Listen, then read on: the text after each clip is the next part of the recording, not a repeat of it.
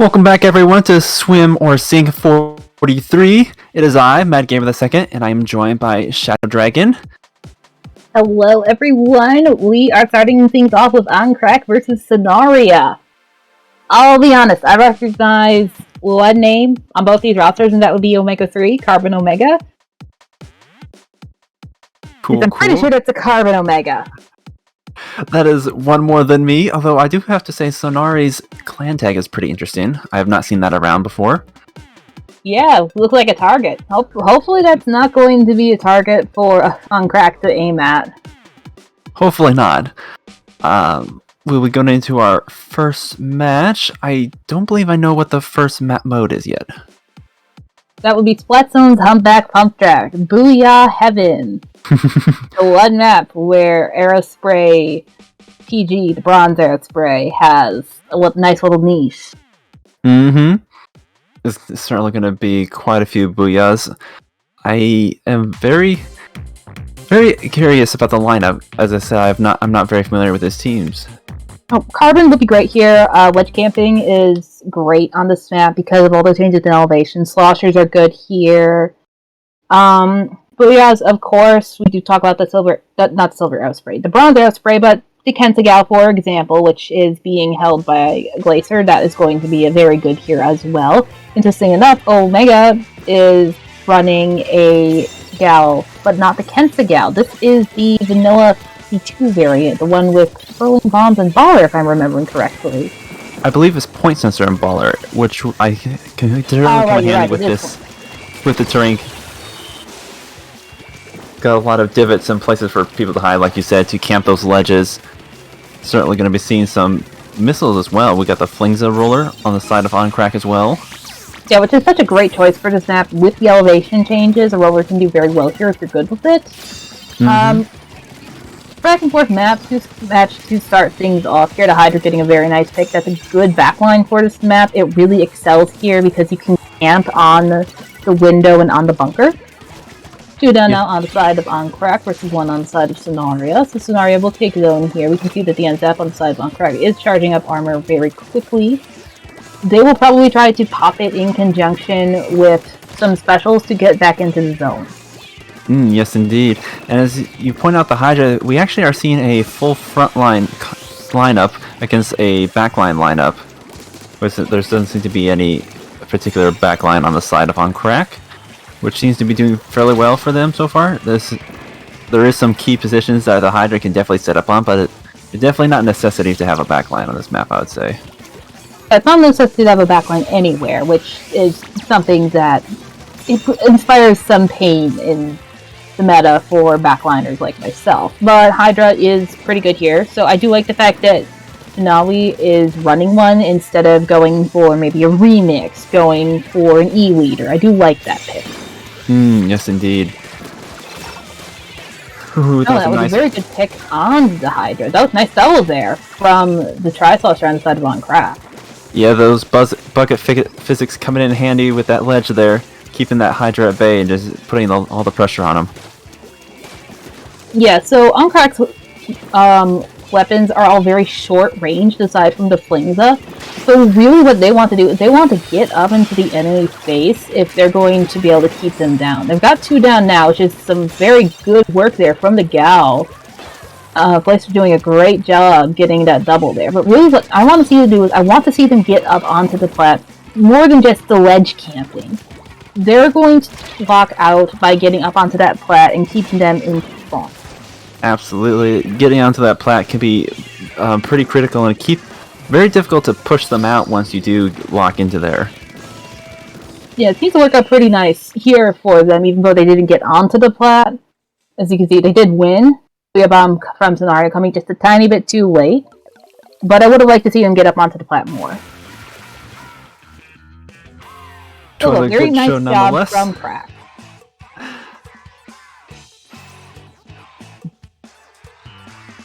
We're going to be moving on to nice round missile numbers 2. from that Flingza. Yes, missiles. indeed. Not a lot of kills, but the Flingza's not really there to get the kills. It's there for paint and missiles. Very much a midline support. So moving on, we got Tower Control Starfish. What are your thoughts on? I personally like tower control main stage. I like a lot of the modes for main stage, but I think tower control is definitely up there amongst them. I think if they were decided to pull out Hydra again, it would also be a good pick for this. There's some nice areas for it to set up and really cover the tower as they're trying to get past those checkpoints. And it can really be a bit of a gauntlet too. You have to really get up underneath the snipe area, which can be pretty easily for the defending team to hide and wait for them to get close enough to drop on them. Yeah, ledge camping is definitely a bit more difficult here. I personally would like to see an Inkjet. I think Inkjet is very good for clearing out the top left areas, right by the second checkpoint, where the snipers, backliners like to hang out, where the frontliners drop from to assault that area around the pillow. Yeah, other than the Inkjet, you're right, there isn't too many weapons that you can really get up there to push them back, other than perhaps some bombs. Yeah, you would have possibly a bomb rush, although it's very rare to see those in tower control.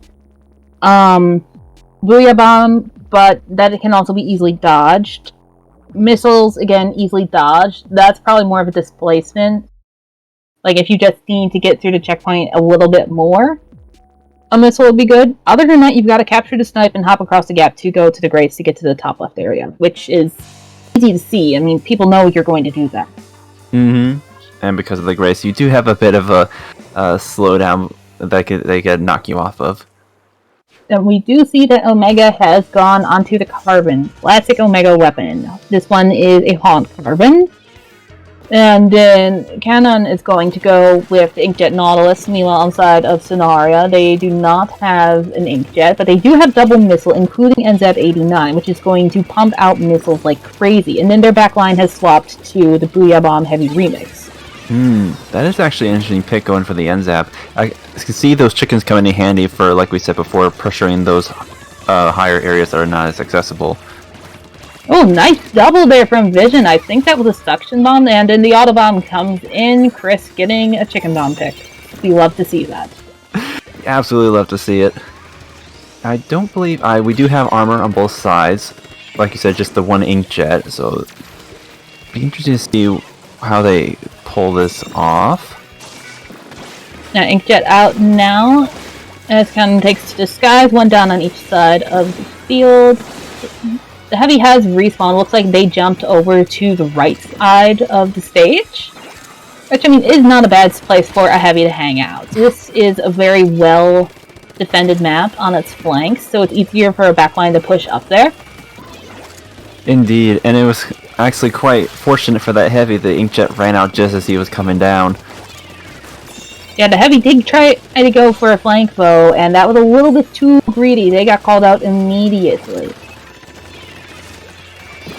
Yes, indeed. Everyone ran to that side of the map and took him down pretty quickly, but they aren't able to make much of the push because we do see 4 members going down for the side of on Krak.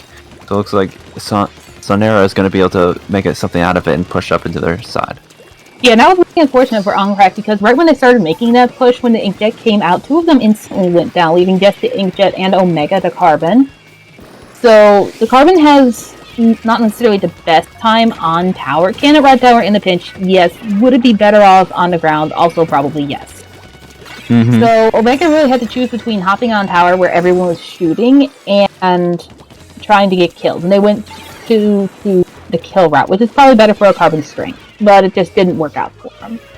Yeah, unfortunately, being a roller or any really short-range slayer, you do rely a lot on your teammates' paint in order to help yourself get around. Because with the teammate, if you're like last up, the other team can easily see you coming and just paint to keep you from coming up. As I say that, the Heavy goes down to the Carbon, and they're about to push up onto their snipe in order to prepare for this next push, as they have not taken that first checkpoint yet. Yeah, they gotta get that first checkpoint down quickly because they have to get almost to the second checkpoint to take the lead. And that can be a real pain on this map. It's looking like they're gonna crack it here, though, which is good. 2 down on the side of Sonaria. This is really one of the first times where we've seen that Sonaria has a numbers disadvantage against Krak in this field. Another one goes down as the other 2 respawn, so they're staggering the respawns down, which is very good. So Krak will take the lead here. and they make a hefty bite out of the checkpoint as well. But they do go 3 down, but we have just enough to get that second checkpoint before they go 4 down. Now, Visionberry decided to play for points rather than jumping out, which I think was smart. As you said, that second checkpoint can be very difficult to get past because there's not too many places so you can push up to put pressure on the defending team. Yeah, and then that area in general around the second checkpoint can be very difficult to get through. So the more points that Uncracked gets, the more that Sonaria is going to have to do to get past that. Omega's going to come rushing in here, see if they can get the Heavy. Not able to find them. Chris coming in to help his Heavy friends.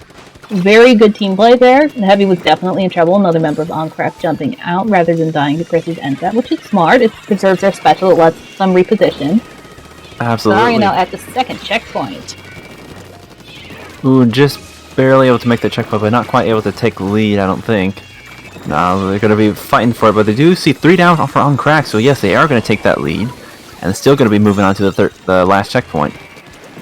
And this is where things get dangerous for Uncracked, because after the third checkpoint, things get snowbally very quickly. Glacier's going to shark down in that pit, and Hinami is on that snipe, just raining death down on Uncracked. 2 down on Sonaria, though, so it's going to be risky for them. Last one up is Nunawi. They're going to either play for points or jump out. They look like they died to one of... Unfortunately, it did come down to a 1v1 with the splatter shot, and when they're that close, there's not much a Heavy can do. But they are able to take it up to 5, and it's going to be quite a bit of a push in order to take that back away for them. Yeah, that is going to be really difficult for Uncracked to overcome. Now, it is overtime, so they can overcome it. Inkjet not able to find anyone. 1 down on the side of Sonaria, looks like 2 down now. Mordo looks like it came around to flank, which was very, very smart, and they're almost to armor again, so that's going to be really helpful. So the key pick right now is the Heavy. They're right at that Booyah Bomb. So they really need to take them down before they can do the GG Booyah. 1 down now on the side of Uncracked. The Booyah is out, going to be on tower, and Sonaria will get that tower back. Yeah, it was unfortunate. As you said, they weren't able to take out the Booyah, and once the Booyah got popped, there wasn't a whole lot they can do to keep control of the tower. Yeah, back in earlier metas, we had the GG Ray, where every single backline would jump out, keep the Ray, keep the Ray, keep the Ray, and then pop it as soon as overtime started, and you just couldn't do anything about it. Nowadays, we see more of this GG Booyah, where a person pops a Booyah, tosses it at the tower, everybody either jumps off or dies. It essentially creates a no-go zone for that sphere. No-go zone for the other team, at least. Then you can just waltz back in and hop on the tower at your leisure. Yeah, the key is to have a teammate ready to go to hop on that tower once you do pop the Booyah. Yep. So we're going to move on to Clampless Piranha. This is going to be an interesting one. It's not quite as much of a giant map change as Rainmaker is, but it's certainly pretty interesting for a Clamblitz map. Yeah, there's definitely a lot more focus on the areas above the useless. On other modes, you don't really get that much. Like, Splat Zones, you go down there if you need paint for special. Tower Control, you go down there if you need paint for special, or if somehow you get to almost the third checkpoint. For sure. It definitely utilizes a lot more of the map, and you can get some pretty sneaky plays if you flank it around there. And since Clampless is so fast moving, and your backline is going to be on the ground all the time with Piranha Pit, it might be smart to go backline-less for this. And since Mina, the Splatling player, has actually swapped out of the lobby for ripping on the side of Sonaria, they might be going for that. Indeed, I would not be surprised. Although it is pretty darn flat as far as maps go, with the only real terrain is the 2 ramps in the middle, the conveyor belts. And this is very true. If I were to run a backline on here, I would run something with a Stingray. Yeah, Stingrays aren't the best in this meta because of double armor, but we are seeing more teams moving away from double armor to, say, double missile, or armor and missile. With easier to counter. You kill the armor, you kill the missile, and that's one less thing you have to worry about. Honestly, though, I would go backlineless and I would run Bamboo on this. Honestly, that would not be a bad pick at all. Bamboo can get pretty scary on this map. Yeah, I don't know if anybody on Sonaria or on Krak can play Bamboo, but it would definitely be a smart pick. Sloshers are good here, changes in elevation. You can also get people at the top of the ramps.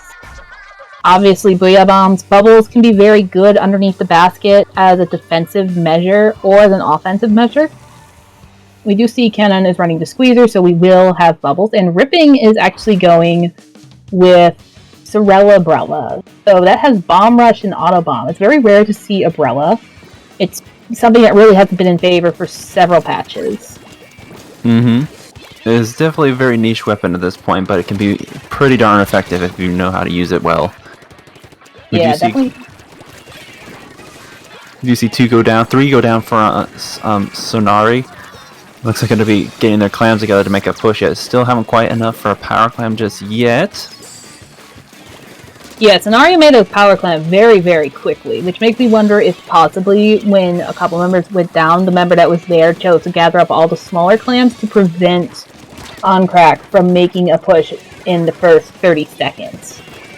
That was actually a very smart play. It gave them enough time to respawn and keep them from getting the basket open in the first bit or so. And they did actually manage to save that power clam as well, so now they have a power clam. One down on the side of Sonaria as one goes down on the side of Krak the Nautilus. And it is interesting to note, that is the Baller Nautilus. That is not the Inkjet Naut. Most of the time you will see the Inkjet Naut. Now, Krak does not have an Inkjet. They do have Bomb Rush plus Bubbles, which will help them push in a lot. But it is definitely an interesting pick. For sure. I think with the combination of this very open map and then it being clampless, the Baller was probably the better choice in this. As we do see them take the 3 down for the side of Sonari, not able to put any more clams in. Yeah, 80-point push is not great. Like a push to 80 on this map, it's going to be easily surmounted. And the way that these two teams play, they're very evenly matched. So I don't think we're going to see one of these classic games where everybody pokes each other for 4 minutes and then in the last minute you get big pushes.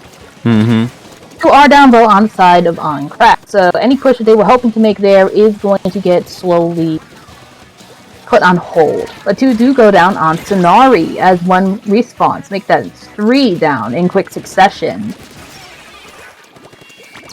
We do see quite a bit of clams on the side of Krak with several of the members up and with specials online. They are going to be opening up this basket and still going to be taking out more members of Sonari.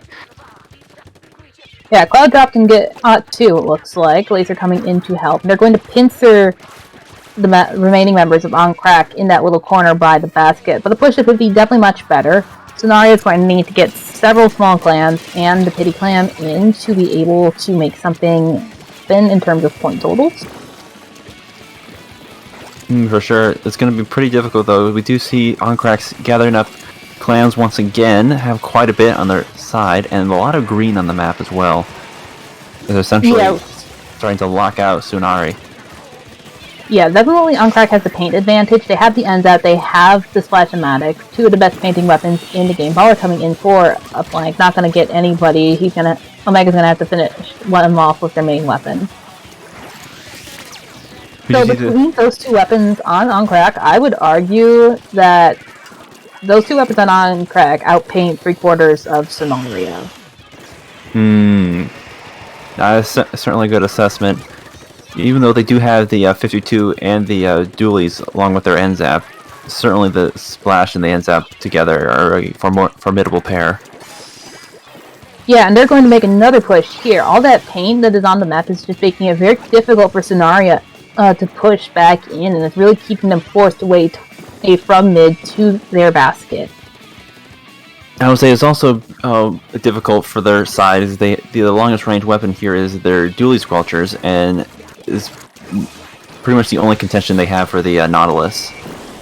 And even the Squeezer, really. And not getting a very good... Can they get a double? No, they cannot get a double, but a very good pick on the Gal there before it got caught in the crossfire. Looks like there's going to be a jump in. The jump has the jumper does go down, so they do get a couple more points on the board. Chris is going to throw with more clamps, so they do get it down to 61, which is manageable. Oh, they get the lead, so the Gale managed to respawn and jump to Chris just before Chris died. That was a clutch throw right at the end there. I wasn't even sure you'd be in range to make it. I don't think Krak was expecting that. No, not at all. But it is still pretty darn close, so if they're able to put together the clams they need, they can take this back before the end of the match. Yeah, and the other thing that is important to note is that Krak only has a 13-point penalty, so they only need to throw one clam and plus a couple smaller clams. The 3 go down to the combination of the baller and the bubble. That is going to be the lead for Krak, plus a ton extra with the extra power clam that got thrown in. That was an excellent use of specials right at the end there, essentially pushing them back into the water and able to open up the basket with no problem.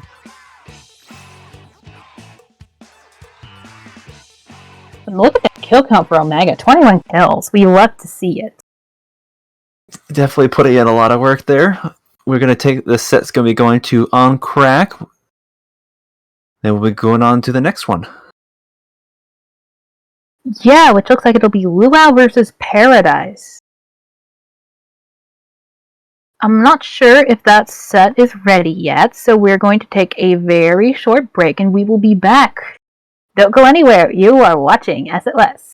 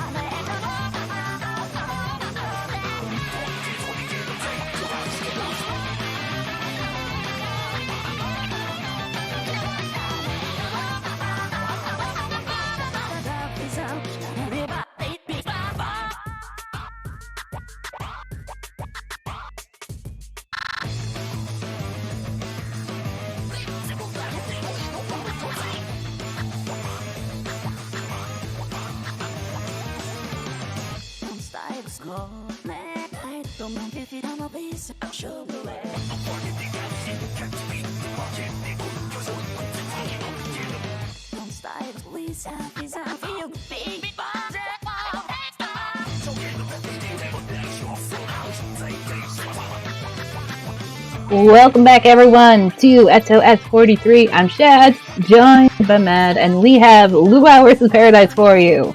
It's gonna be an exciting set. A bit of a rematch from the previous SOS.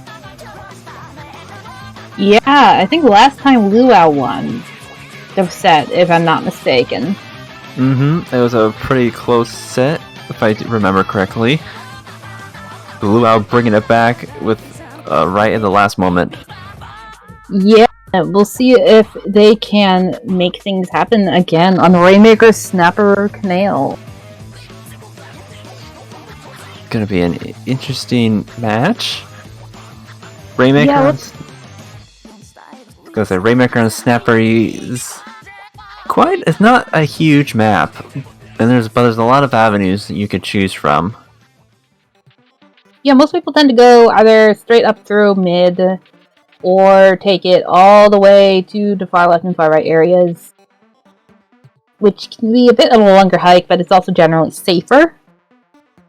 I don't think we'll see anybody take it through the cut. The cut is kind of a solo queue push area. Yeah, that would be the riskiest play of them all. You got a bit of an unequal area that really down. But I say, yeah, definitely that left side would be the safest way to go, utilizing the range of the Rainmaker. And yeah, so Eevee is on the Carbon. Eevee is a Carbon player. We have Daybreak on Nod, Squib on the Junior, and then Ruby on the K-Shot. Meanwhile, on the side of Luau, we actually see a couple of weapons that you don't see too often. We do see the Kensa Machine coming out, which is a nice pick. Eevee going to take out one member of Luau before grabbing the Rainmaker. Looks like they're going to run it straight up through mid, which is the fastest way to go, and he's just going to go for points. But then we also see the Forge Splattershot Pro, which is a very nice pick. Usually you don't see that too often because Squeezer does a similar thing, and most people think Squeezer does it a lot better. I can see why the pick for the Forge on this particular mode. The Suction Bomb does an incredible amount of damage on the Rainmaker shield. It makes for a very quick pop. You can chain enough of them together. Yeah, Bubbles coming out now, countered by Eevee's Bomb Rush. Definitely going to neutralize the threat of the bubbles a lot before Eevee drops down. Oh, looks like that splashdown is going to get them. No, they get the splashdowner. Just barely managed to hide in the corner. That's going to be 3 down for Luau there. The Rainmaker does seem to be falling off the mat because it has reset to center. All players on both teams are up, so it's going to be a bit of a stalemate as they poke around for some map control. And you can see that why wedge camping can be so difficult when you have a Carbon on the other team. The Carbon just completely stopped the N-Zap from coming through mid. 2 down on the side of Paradise, though, versus 1 down on the side of Luau. So it's definitely a pop in Luau's favor. That doesn't get them too much paint on the map. Just because pop on this map is elevated, you don't get a ton of paint on the map. It's not as crucial as, say, a map like Black Belly. Yes, indeed. But we do see 1 down on both sides. Luau chooses to pick it up this and take it to the far right. If anything, just to secure a bit of a more protected position. The Carbon does go down, and they're going to be taken to the left once more. The left is definitely safer. 2 down on the side of Paradise. Point respawning, of course. Splashdown coming out from Cannon on the side of Luau. Daybreak is very backed up, though. They are going to launch the Inkjet here, but they're out of range of, like, everyone. That was certainly an interesting position to pop that. However, we do see 3 down go for Luau, and quite a bit of yellow paint on the map. And that'll be the 4th member finally going down. Yeah, Daybreak redeemed himself there by getting that pick on the N-Zap, because the N-Zap definitely had the higher ground in that matchup, which can definitely be difficult. Luau is going to get the pop again, so it's getting what little paint you get from the pop. They're going to call out the members of Paradise with that missile, maybe see if they can help their teammate get a pick, and then it looks like they're going to grab it, and they're going to try and take it left again. Bombs are coming out to stall them from going that left side, so they seem to choose to take it up the center, able to get a boatload of points for that with only 1 member left before they go down. And the splashdown to do another pop and hopefully get this lead here. And they do! Surfskit just scooted on in there. And I don't know how Daybreak survived that pop. That by all means, Daybreak should have been dead. We see some interesting stuff going on here. But we do see the Kensa shot going down for the side of Paradise. But the Rainmaker is once again reset to center, with 2 members of Paradise now down. Yeah, 2 members of Luau down now, as 2 members of Paradise that did die respawning. Eevee's over on the right again. It's a very good spot for a Carbon to be. Daybreak going down, though. Eevee's going to come in and see if they can get a pick. They do get the Forge, which is a good trade. The Forge definitely has the most killing power of the members of Luau. It kills it kills with the least amount of shots. Doesn't necessarily kill the quickest. That would probably go to the Kensa shot. However, it does have the most range for their team, so it limits a little bit of extra pressure that was there before. You see 4 down for Paradise. This is the chance to lock down the Rainmaker and secure this victory. Yeah, I don't think Paradise is going to be able to get back to mid with only 3 seconds left. That last minute wipe definitely sealed their fate.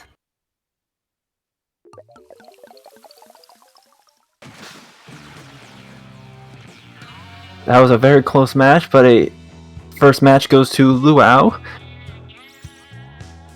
And quite a good numbers on both sides. It was definitely a very close matchup.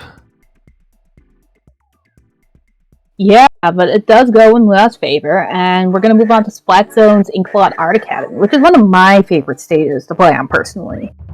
It is a very aesthetically pleasing map, and also quite fun to once you can get a good lockout going. Yeah, but again, that plat on it. If Eevee can position himself right, he can do a lot of damage with that Carbon. Yeah, Carbon on this map is definitely plenty scary. Oh, I will say the zone is a bit difficult compared to other maps because it does have that projection in the middle of it, makes it more difficult for specials to secure the zone, such as Bomb Rush and Booyah Bombs. Yeah, Booyah Bomb not very useful for capping zone like it would be on Outback, which we saw last match, also on maps like Anchovy. It's definitely better used here to chase people out of the zone. Rain is pretty good here because Rain is not blocked by that center tower.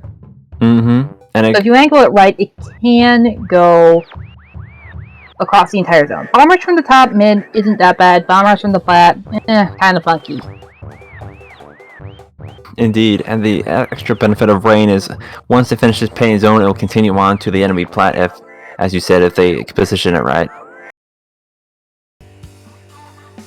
So the team's loading in now. You do see that Eevee is sticking to Carbon, so it looks like Paradise hasn't changed their comp. Meanwhile, Luau is going with a completely different comp. They are going with double missiles, those coming from the V-Jet and V-Squelchers. Kensa Rapid Blaster. Blaster is another weapon that is very good at edge camping. And the Kensa Rapid is definitely a good pick with its kit. And then NZAP, 40 armor. 3 down now on the side. Make it a complete wipe on the side of Paradise. Luau just completely swarmed in with the double missile. And they used Toxic Mist from V-Jet to trap members of Paradise. So they would die to those missiles. Very smart use of sub-weapon there. Yeah, they were able to completely pin down the last 2 members and then finish them off with the missiles. And we see another missiles coming out with Baller now online and popped for the Rapid. Yeah, the does go down though, but 2 members of Paradise did on 2. They got 3 members of Paradise, 1 did respawn, versus 2 members of Luau essentially to keep that zone, and the time is taking away. They do not have a lot of time. The Luau doing an excellent job of just taking control of the zone and be able to lock them out, keeping them from dropping off their plat. Definitely keeping that Carbon from being able to do much damage and get in position. Yeah, Paradise definitely needs to get a cap here. They're not going to be able to with 2 of them dying in zone. A very clean victory there for Luau.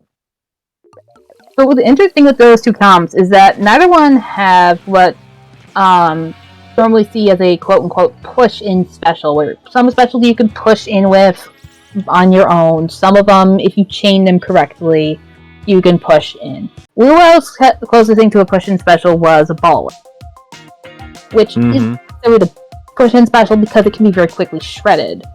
Paradise didn't have any push-in specials. What they had to do was chain the missiles and the armor, or the missiles with armor and bomb rush, which is very difficult, especially when it's weapons that don't necessarily get bomb rush or even missiles as fast as other weapons. So Paradise definitely had more ways to push in, and Paradise also abused their range a lot, which is super important on this map. You figure they had the VDS, they had the V-Jet, both of those outranged everything except for possibly the Nautilus on Paradise. And then they also had the Kensa Rapid, which has a decent amount of range. A decent amount of range, and also that nice chip damage for getting unsuspecting players trying to hide on their plat. Yeah, it's definitely very smart playing by Blue out there, though. So moving on, Tower Control Anchovy. This is actually one of the Tower Control maps where you can see Bomb Rush, because it's very effective at clearing out the plat area around the second checkpoint. A good Bomb Rush will just force everybody to drop off the plat or die. Yes, indeed. It doesn't leave much footing to move around in once it gets popped. Yeah, we do see more interesting weapons. So Eevee has actually swapped off of the Carbon, going for the foil Slings up. Meanwhile, on the side of Paradise, they are sticking with the VDS and NZF, but they have a vanilla sloshing machine. For those of you who don't know what that kit is, that is Stingray and Autobomb. And then one of the Rapid Decos, the Pro. I'm not sure exactly what is on that. I want to say it's the armor one, but I'm not completely sure. Three do go down very quickly on Luau's side, though, so Paradise is going to really push up. Daybreak is in position to use that Inkjet in the top left area, the snipe area where a lot of the backlines like to hang out. Missiles coming out in conjunction with the Inkjet, so very smart special coordination there. Yeah, I do believe that is in armor on that Rapid Pro there. But we do see three members of Paradise going down, eventually ending that push there. But it's still able to get a fair amount of ground, take out that first checkpoint, and we see Luau just coming back in to resecure the map to their color. Yeah, the interesting thing about Luau's comp here is not just necessarily the complete lack of meta weapons on it, but also the fact that it doesn't have a ton of paint. Really, they're depending on that NZAP to stay alive. The VBS can paint decently. It's not the best painting weapon, though. Meanwhile, on the side of Paradise, you have three very paint-heavy weapons. And when push comes to shove, the Junior is definitely going to be pumping out more armor. However, I guess with the double armor, I guess it essentially makes up for that. And right there we saw that ray was completely shut down between the Inkjet and the missile. Again, very smart special coordination. Daybreak is going to hold down this fan area. The Sloshine is definitely going to be able to give him some problems. The Autobomb is going to force him to drop, and then all the missiles on him as well. And we do see that Rapid going down, as well as the Squelchers. 2v2 situation. Actually, no, that's 3 down for Paradise. So it could be Luau going to be able to put some points on the board and hopefully get past that first checkpoint. The last one did manage to jump out, though, and that is the armor. And with that ray being popped, the armor is going to get popped as well. Luau is also going to pop their own armor. So they'll probably get this first checkpoint there, but can they get to that second checkpoint? That's the real question. Because if they can get to the second checkpoint, they'll get the lead. If they can't, they don't. One down on the side of Paradise. Missiles are on the line for Paradise as well. Oh no, they are not. They are getting taken out. But Daybreak comes in with the knot. Does not manage to get enough though. So this is going to be lead for Luau. For sure. We can see that Bucket able to camp that ledge there with his arch. But we do see the Stingray coming out once more. They're going to be trying to keep that push alive. Combat in the armor on the side of Paradise, and unfortunately that's just 2 down for Luau. That armor was able to keep him alive long enough to take him out. Make that 3 down for Luau. Last one jumping out, which is smart. It is the Rapid, and the Rapid is not going to get as fast as the NZAP is. It also lets them reposition into a better position. We can see them right there on the top part of the plat, so they are able to cover the entirety of the fan. Most of the plat not goes down, probably was trying for a flank. 2 down on the side of Luau, so this is getting very dangerous for them. B-Man is coming up very close, but Ruby doesn't see them. Oh, but Daybreak does. Daybreak has to get on that tower if they want to make this push continue. They do have numbers advantage. You see that Chicken was just able to keep the Nautilus from grabbing tower, and is going to be reset the checkpoint. Yeah, and now the Rapid is back up top, which is going to make things very difficult. The Stingray is also out, missiles coming out, all being popped to try and stop this push in their tracks, but they've only managed to take 1 out. That's not good for using 3 specials.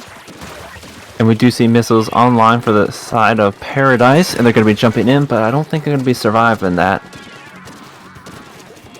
So I did say that only getting 1 kill for 3 specials wasn't good, and necessarily it isn't necessarily the best thing. But it did manage to get the rest of Paradise to clump up enough that they were able to finish things off with the main weapon. But I will take back my previous statement. It was good special usage, it just didn't necessarily get the kills. And had they been really close to the lead, it would have most certainly gone into Paradise's favor there. But a 3-0 in Luau's favor, that's much more convincing than the match last month between them, where we had a 2-1. Indeed, and the very clutch take back for that last match there. Paradise was able to hold on to the lead for the majority of that match, but Luau was able to come in and sweep the rug out from under them. Absolutely. So, third match, Rising Wave versus Morroconsz, which looks to be a pickup. I don't know if it's necessarily ready yet. So I think what we will do is go to another break, and we will be right back.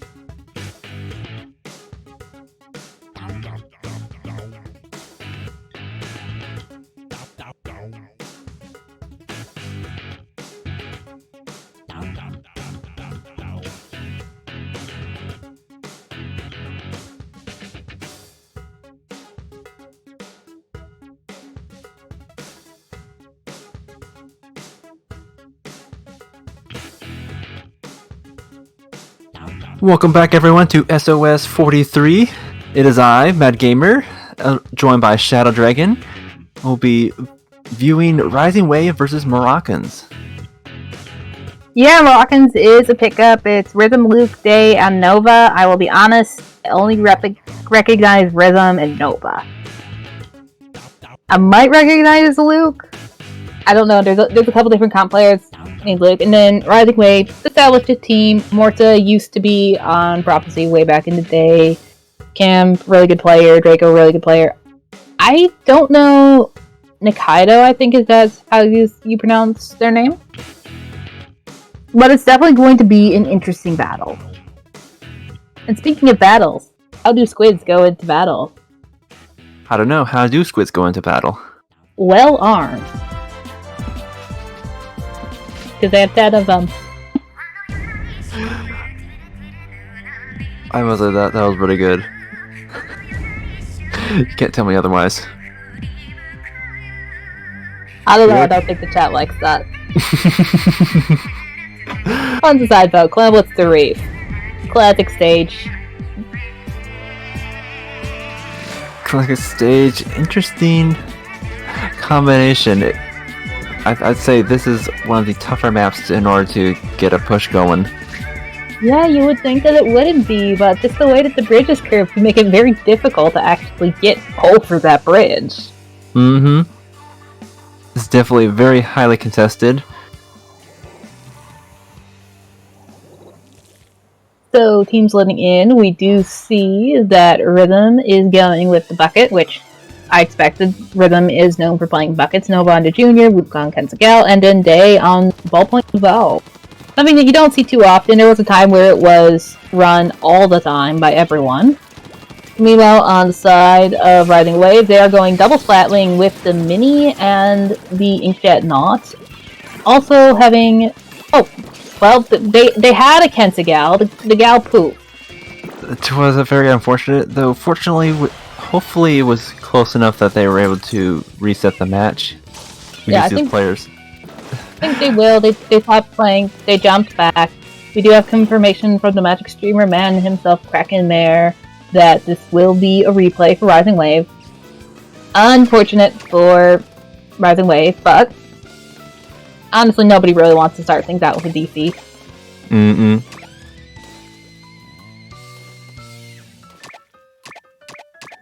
We can talk about their comp, because their comp will be the same. So, both teams running armor through a Junior, and a Booyah through a Kensagal. Yeah, I was going to say, we have missiles coming out from the vanilla bucket. It's not the particular bucket I see very often, I would say. It has definitely gotten more popular through players that play the Slosher class in general. You don't really see the Slosher Deco anymore. You occasionally see the Soda Slosher. That's more of a thing on Splat Zones. Occasionally Rainmaker, Clamblets. So, the Vanilla Slosher Bell with the missiles, it's not a bad kit. No, not at all. We got the Suction Bomb, and as we mentioned before, the missiles. It's the same kit as a K-Shot. The only difference is that it trades range for a faster special gauge, though. Then you also have, on the side of Rising Wave, Morsa on the Mini, a support weapon that pumps out missiles.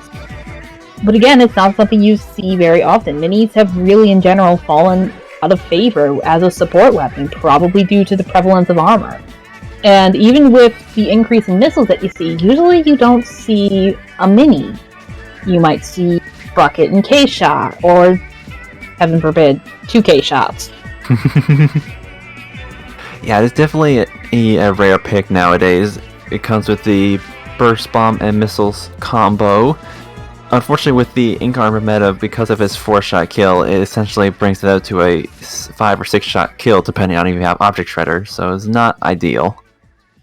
Yeah, when you aren't running double armor bow, it's definitely still pretty good, and it will get a lot of missiles out very quickly, and it provides a lot of paint. It's one of the best painting missile weapons in the game. If you got ink, you got paint. Yeah. And then they also have the Inkjet. Meanwhile, the Morroconsz Splatling has Beacon and Rain. So definitely a very good supportive kit for a backline, and plus it's a ballpoint we're talking about. That thing can function as a front line if necessary. And it honestly puts out a fair amount of paint on his own as well. Typically, this is a much better start for the Moroccans, I would say, even though technically they're quote-unquote falling behind in the paint and falling behind in the number of clams that they have, they didn't go 2 down right away, which is something that happened the last match. Luke is forced to drop because of that ink. The ink that does go down, but the double splatling coming in to get more kills. So only one left alive. They're going to go for a pick, not able to find anyone. Nova gets the power clam plus an extra clam in. Rhythm is going to get another power clam in, bringing that down to 57. Very nice. Day coming in with a couple more clams. Yeah, the Moroccans having some nice positioning, and there's also some nice paint coverage. Unfortunately, they do go 2 down with not too many clams in their possession, so the basket is going to close, and Rising Wave is going to be taking back their side of the map. Yeah, but a push to 48, that's on this map. That in some matches can be a game-winning push. Mm-hmm. And it's certainly going to be tough for them to be pushing back in, because they do go 3 down once more, and 16 clams on the side of Moroccans if they can get this basket open. Yeah, Morsa jumping out there made it an effective weapon. The ballpoint does go down, but they've eliminated almost all of their penalty, and 2 members are coming in. The wall play there by Luke, very, very good. Rhythm is going to fall, but they do get it down to 39, which is excellent. Yeah, considering Rising Wave has had a chance to make any push whatsoever, that's a very nice lead to go off of. We see 2 down. Do go down on the side of the Moroccans, though. After make that 3 down after they all respawn and come back in. Rhythm is going to save that power clam and get 1 member of Rising Wave for his trouble. Bucket is definitely putting in some excellent work with his odd terrain, able to certainly get some picks where you were least expecting it. Yeah, Rhythm right there got 2. The Bucket and the Gal are playing very, very well together. The Gal is providing the walls for Rhythm to stand in and get people while having a minimal risk of dying. And like right there, even though both of them went down, they took both the Slayers of Rising Wave down as well, which is very important. For sure. And essentially the Bucket has outranges half of their squad, so with that splash wall coming in handy, they're pretty much untouchable. Yeah, 1 down now on the side of the Moroccans. Their longest range make that 2, so the Bucket is gone. But the Booyah is out, and that is going to definitely get Morsa, at least. Make that 2 down on the side of Rising Wave. 3 down, the last one coming in on the right, but they get found. Luke coming around with that Junior manages to catch them off guard. The Gal catches them off guard, so that is a full right for Rising Wave, and they only get it down to 62. It is definitely not an ideal push, but it is not bad with only still a minute left in the match. We do see 20 clams on the side of Moroccans with fast control of the bridge area. Yeah, Moroccans also have 2 power clams available. They have the one that Day is holding, and they also have the one that's down by their basket. Unfortunately, Day is going to fall to the Kensagal on the side of Rising Wave. And they're going to guard that clam. They don't want Moroccans to pick it up. Even though nobody's in position to do so, they want to make sure that clam is good and dead. Mm-hmm. There was only so much left in the match. Definitely want to not take many chances. Yeah, 1 down now on the side of Rising Wave. Draco not able to get the pick on Day because of that ink armor. 2 down now, but Draco is in a very good flank position. And Luke is going to make the choice to drop and actually see if they can get that pick on Drake. Not able to find him, so that they abort that push, but I would say that the Moroccans are definitely in the stronger position here, both score-wise for obvious reasons, and also in terms of paint. Both trees are very, very blue. The bridge is almost completely... Yeah, with the amount of lead they got, they don't have... There's not as much pressure to be pushing too far in, so they're able to just hold on to that mid area and just let time run out. I don't think they're going to, but I think they're going to break that barrier. Put a swift into that overtime. Honestly, the reset definitely favored Moroccans, because they were not off to a very good start, and then the DC happened, and they were able to get a second chance, essentially. Mm-hmm. I mean, it definitely helped Rising Wave 2, because let's be real, a 3v4 is very, very difficult to win. Oh, for sure. Especially when it's a 3v4 from the onset with competent players on both sides. Yeah, absolutely. But we're moving on to Rainmaker Muscle Forge. I have to say, Muscle Forge, definitely not one of my favorite maps. It is very small, a lot of deep areas for ledge guarding, and with Rainmaker in particular, is going to be definitely be all over the place. Also, really, there's only one consistently viable way to push. So really, you can push both ways, but most people don't take the rail because it's too risky. You're very likely to die. It's like everybody on the other team is dead, and the Rainmaker is right by the rail. Let's take it to the rail. It's much safer to take it to the right or to the left. Yeah, with the respawn area pretty much right on top of that rail, it'd be difficult to touch down without getting taken out first.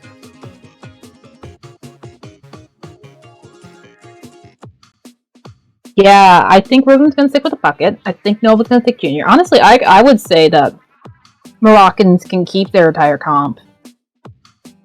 Meanwhile, on the side of Rising Wave, I don't know what to do. I would have them do. It definitely would be very viable to have very similar comps as to the last map. I think a little bit slightly different terrain, but I think it is still pretty viable with the mode is on. Definitely want some flexibility in order to definitely want that flexibility to be able to move about. Yeah, I would think though that Rising Wave would want to pick up something maybe more aggressive than the double support.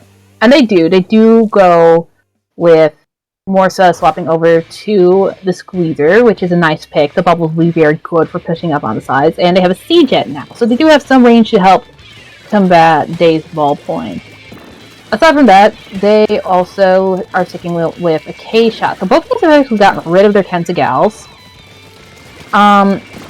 On the side of Rising Wave, it has been replaced by the K-Shot, and then on the side of Morroconsz, it's actually been replaced by a Neo Splash-O-Matic. So a lot of paint, Bomb Rush. Rhythm is over by the locker. It looks like he's in trouble. He might have to jump out here. And he's going to do just that after a little bit of a dance with I think the Junior there.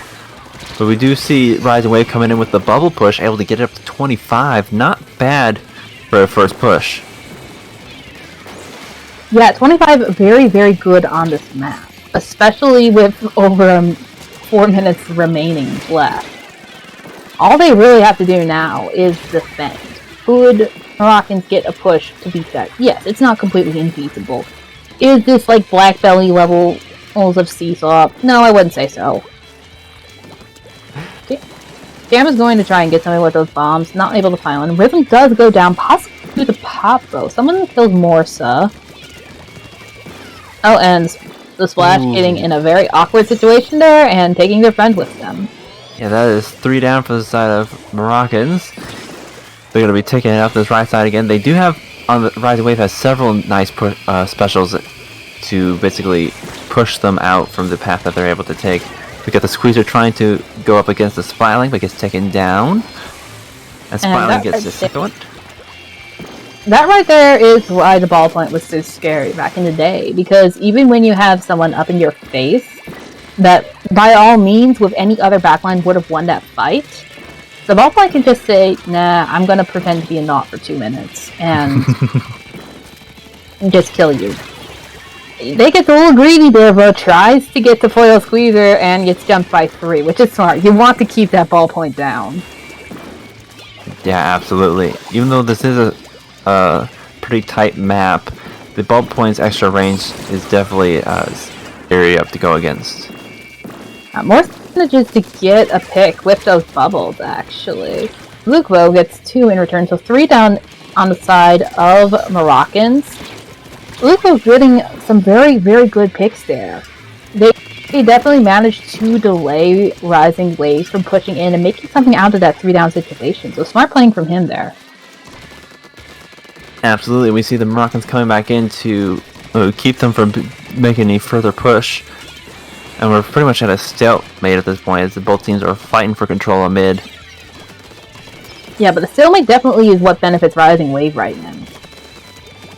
They are very close to their specials. They have the Stingray, which is being popped now. They have the armor, which will probably be popped soon. There it goes. And they're very close to both the bubbles and the missiles. Missiler does go down, but Morsa has those bubbles, which will be excellent for defense. And they're in position to let them loose.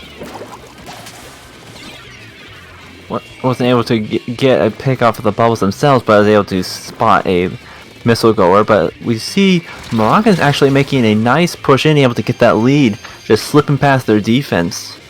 Yeah, so Morsa got very out of position, and his team unfortunately went 3 down. So they weren't able to stop the Moroccans from getting that lead there. And they've got it all the way up to 12. Now that is much harder to surpass. Oh, sorry, I changed my mind. They're up to 7. And they're still jumping in. So it is possible that they could extend it a bit further. The Stingray is probably going to stop that. Yeah, it was a very unfortunate wipe on the side of Rising Wave, essentially giving them the Rainmaker all the way up to pedestal. But yeah, the Stingray able to come in and keep them from pushing it any further, and they're going to be taking it back to that mid area. Yeah, 1v1 between the two Burst Bomb Fanatics over on the right end, a trade. But that definitely hurts Rising Wave more than it hurts Moroccans right now, because they need that Stingray to help them push in. Absolutely, and we do see the Bomb Rush online, ready to defend, as well as an armor, so it's definitely going to be sorely missed.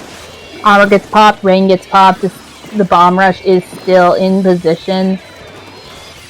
Bomb Rush coming out as well as the Tenta missiles, so that's going to force Cam up into the Bomb Rush, into the corner, and that is not a good corner for Rising Wave. Even though it's 2v2, I don't think they're going to be able to pop it. Luke comes in behind to get a third, and that seals it for Moroccans. Very well played by Moroccans there. Very clutch push right at the end to take the match. Yeah, because for most of the match, Rising Wave was in complete control. Do look at those numbers though. 3 members of Rising Wave getting double digits. That's impressive. That is very impressive.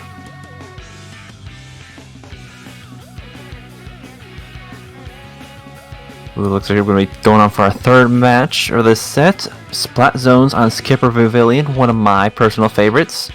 It's one of mine too, actually, which is kind of funny since I am a backliner. I like playing E-Leader here. I don't think we'll see an E-Leader. I think they will stick with the ballpoint, which again is a perfectly fine backline for just about anything. Rhythm might swap on the Soda Slosher. Yeah, Soda Slosher would not be a bad pick, but obviously the ballpoint would also be a very decent pick. With the beacons able to traverse this pretty large map fairly easily, and with the zones in particular, that very narrow straight in the middle is perfect for rain. Yeah. Also, rain can be used to clear out the enemy garden, the upper areas of the enemy plat.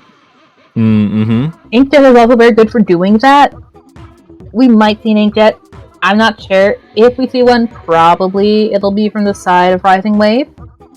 Nova, I would expect, would stay on Junior. Luke, I could see them staying on the Splash or going back to the Kensagal. I have no clue what Rising Wave is going to do, though. That's the beauty of people that swap weapons and aren't known as specialists. Like, specialists are very fun to watch. But it's also fun to watch people that aren't specialists because you don't know what they're going to do. And I have no idea what Rising Wave is going to pull. It's nice to be surprised every once in a while and see something completely funky. Yeah, like Silver Arrow sprays and Grands.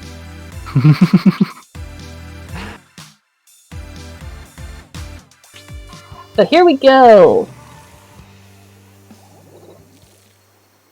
Well, we do see some funky stuff, alright. So let's see. Rising Wave has gone with Morsa on the Sloshine, the Kensa Sloshine, the Splashdown one. Draco is holding a Splash now. And Vanilla Jet Squelcher, interesting pick. Especially because Stingray is pretty good here. Meanwhile, Rhythm is on a Vanilla Flat Roller, which I don't know about you, but I've never seen him play that. Another member of Rising Wave is on the Sorella Tentabroa, this is one of the maps where it has a niche on. The Curling Bomb Rush can be very good at painting zone, bouncing between the walls. And then, of course, they are sticking with the Kensagel and Ballpoint's Flat Lane. Definitely an unusual set, but it seems to be working in their favor. Yeah, it's definitely working in Rising Wave's favor. The Booyah is out. The member holding the Tentabroa goes down again, which can be definitely problematic. Rhythm does have Splashdown ready. Looks like he's gonna drop it straight off drop. Not able to find anyone with it. Alright, this could be getting to scary territory. We got 2 down on the side of Morroconsz with 23 points left. Make that 3 down with only the Gal left. It's gonna have to do something quick if they're gonna save this match. Yeah, really quick. Luke is the only one in position. Rhythm does jump in, but they're going to have to go for it. Oh, they do get the cap. Wow. That was close. Then Rhythm splashes Cam for good measure. That is 3 down for the side of Rising Wave with a clutch take back right at the end there with only 3 points remaining. That's going to be a hefty penalty for Morroconsz when they come back in.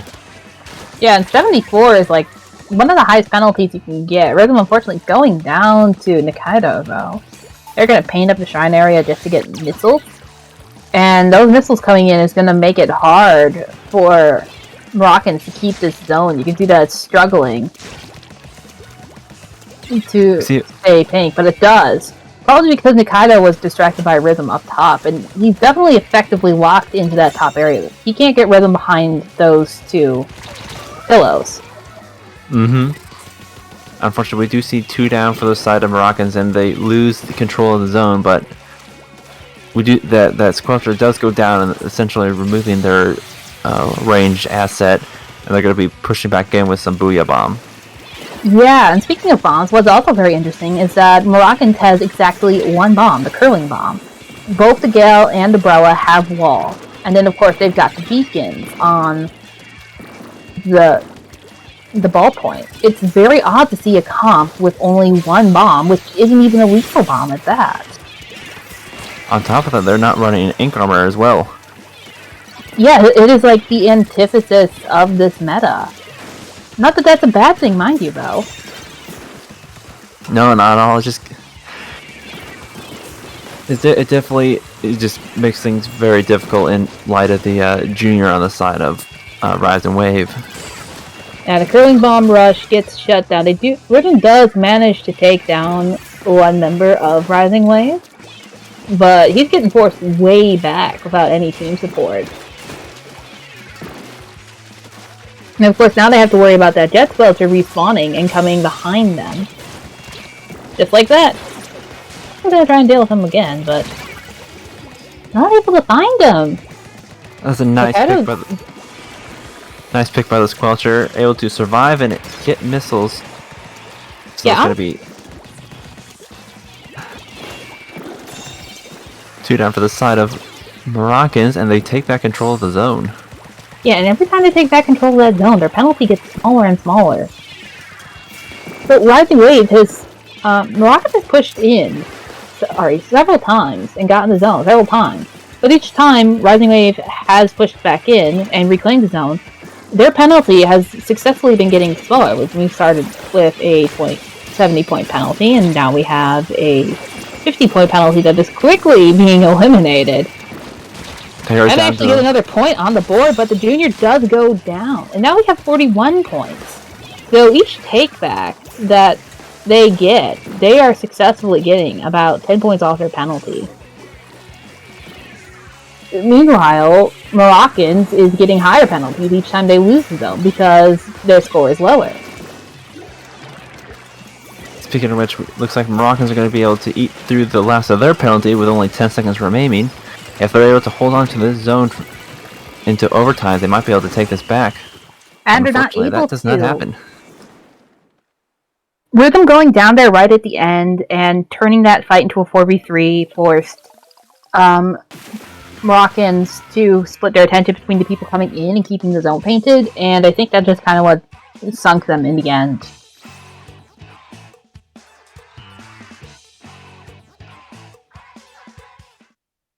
Overall, though, a good set. Indeed. Quite a bit. The numbers say one thing, but it was honestly quite a close match, with the Moroccans able to take back the zone right at the last second twice there. Absolutely. So, group stage is done. We will be taking a short break so the tournament organizers can see the bracket. But before we go, we have some announcements. Inkling Performance Lab still has staff applications open. We are always looking for additions to our production and commentary teams, as well as tournament staff. Even Swimmer Sync is currently looking for staff members, so if you want to get out of the chat and get to working with us, we would love to have you. If you're interested in helping out in these areas, you can fill out the form that Kraken is trying to put in chat right now. And if you're interested in more than one area, you may fill out the form multiple times. And we encourage you to all to check out all our events this month. Namely, Super Jump, IPL's first major. This tournament features a group's double elimination format. It spans over 2 days on September 25th and 26th. There will be 2 waves of groups to ensure multiple regions have the ability to play, and every team who plays through day 1 will move to day 2 for double elimination. The prize pool is currently over $2,500. Cool boy. $2,500. That's big money. Do you know how many college textbooks I can buy with that amount of money? A lot. Mm-hmm. But you know it's a lot of money. You do not want to miss this.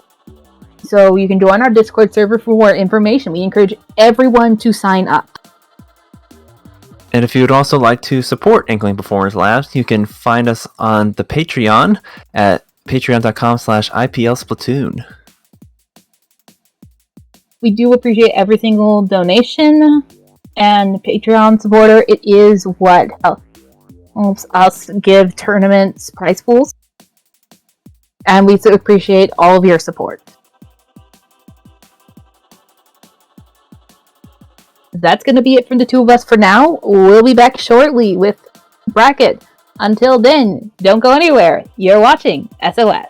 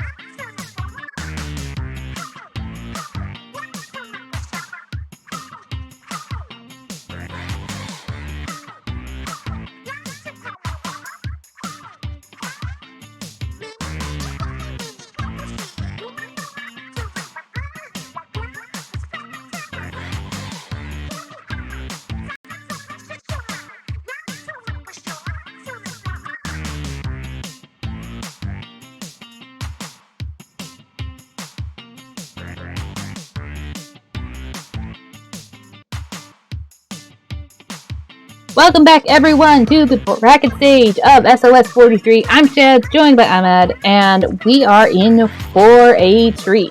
I have word from the magic streamer man himself, Krak and Mare, that we are going to have a certain Booples on stream. We like Booples in this house. Definitely looking forward to it. And of course, Booples means that we will be featuring the team Tuki, which also has Sakura, Mr. Z, and Alex. I am excited. Mr. Z is a fantastic sniper. Booples is great on the splash. Sakura, amazing support player. Alex, very good slayer in their own right. It's going to be great to see. And then meanwhile, on the other side, we do a little trolling with Dorgon, Slacker, Harukichi, and Jelly. So, Slacker and Jelly used to be on Instant Ramen, back when Instant Ramen was a thing. Which was a while ago, and then they rebranded to Tanzaku, I think? Tanzanaku? And then that team disbanded, which was unfortunate, and it was a very sad day. But we do have two of the members back, which is pretty exciting. Very exciting indeed. So, stages. We are going to be starting off on Tower Control Manta Maria, which is pretty exciting. I like this stage. Yeah, Manta Maria is definitely one of my favorite stages as well. It definitely is. I would say as a backline can be pretty handy for a backline, but it also has quite a few ledges. Yeah, which is why you want to see weapons like Alex's sloshing. That is going to be very, very good for getting those ledges. We also see a Sorella umbrella. I'm assuming that's being held by Jelly. Jelly was well known for running umbrella back when they were active in the comp scene. Z, of course, is going to be on Sniper for Tuki. And then we see a Regen appearing again. We are seeing more and more of those ever since Riptide. That is actually a surprising pick in my opinion for just this particular map mode. It's a very long map and tower control to boot. Yeah, and even with double armor, Stingray can be very powerful still if you play it right. Absolutely. Though I do suppose the Poison Mist is what they're going for here, as well as the... You never can go wrong with missiles. Yeah, can't really go wrong with missiles, ever. One down on the side of Tuki. They did get the first push to a checkpoint, though, which is nice. Harukichi here is going to go across the cut. The Stingray is going to find them. They try to jump away, and that's just not going to find them any... And a full wipe on the side of Trolling.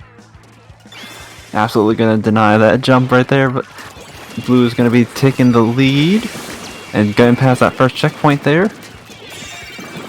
Yeah, into the second checkpoint, which is a very dangerous position, especially with Jelly there right by the tower. Oh, but a bomb there is going to take them out. And Z is going to be back in mid with the Stingray, so that's going to do even more damage. Two, however, are down on the side of Tuki, and Z goes down to somebody who flanks around into mid. So that push is probably well and truly over. Yeah, I'm afraid so, but it's honestly not a bad push to be starting out with, especially having to knock out the checkpoint. Ooh, wow, that was amazing. Basically a 3v1, and he still came out on top. Yeah, Booples came in to help, but Alex did most of the heavy lifting there. And now Tuki again is just swarming into Trolling's core area around that second map. Slacker is going around on the left, so they are going to try and see if they can get a cheeky little flank off. But two are down again on the side of Trolling, and Slacker is way out of position. They're going to get that third checkpoint. They're basically in the home stretch here. If they can't pull something out soon, it's going to be game over. I say that's 3 down for Tuki. Full wipe for Tuki. That was quite big. Tuki also has no checkpoints left in between them and the goal. They might as well be playing S1 tower control. Trolling still has all of them. That's going to be hard to break through. That's certainly going to be an extra challenge for them. Looks like they have their Booyah online and actually quite a bit of map control. It looks like they're going to be able to take this first checkpoint with no problem. Yeah, it took us very far away from all their specials, aside from the armor. Interestingly enough, they are not going to save those missiles for the Stingray that is eventually coming. A very nice snipes there from Mr. Z, getting a nice double. Slacker, of course, being the last one alive over there. He's going to pop armor to see if he can save Jelly as Jelly jumps in. Jelly does manage to get one member of Tuki before going down himself to 2 more. Yeah, there's some excellent picks by Z there. They even need the Stingray for that defense there and is able to hold on to that for their own push.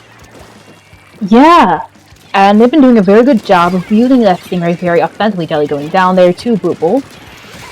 Booble's getting a nice double there with help from Sakura. Can they get a third? Yes, they can. Will they get a fourth? Ooh, no. Well, not quite. Not quite. Jelly just barely managed to get that pick. 2 in the Tuki. Tuki is going into the street. They do manage to pick 1 off with that splashdown. But another one is there, and that's going to keep that machine kind of busy. Another excellent pick. I think one of the scariest things is to be a charger on tower with such a narrow path like that. There's definitely a lot of pressure to be hitting your shots, but in close quarters like that, it can be even extra difficult. Z plays sniper very, very aggressively, and he does a good Absolutely. job of it. And Tuki here, Sakura riding the tower all the way to run. Troll just kind of let them walk that in there. They just barely managed to take it back, but they're currently in overtime, and they have to get the knockout in order to win. And they still have 2 checkpoints to do so. Yeah, and the specials are ready. You have the Charger very close to the Stingray. You've got the Booyah coming in not soon enough for Pooples to sneak in and get on that tower. That was yeah, very well played. Had all their specials ready. Yes, indeed. They had that. They were ready to go. Yeah, very, very convincing win for Tuki, which is interesting because on paper, based off of previous experience, Trolling technically is the stronger team on paper. In practice, though, I don't know how often Jelly and Slacker play this game anymore. I have no clue about Dorgon and Harukichi. So I think that this is, if the games keep going the way that that one did for Tuki, I think this is going to be a very convincing step for Tuki. Mm-hmm. And for all we know, this could just be warm-up. Is it only got the first match out of 5? We'll see how this goes. Yeah, we're going back to Clan with Piranha Pits. I've seen this one before already in the pools. Flat map, great for Stingray. Z's gonna have a field day on it.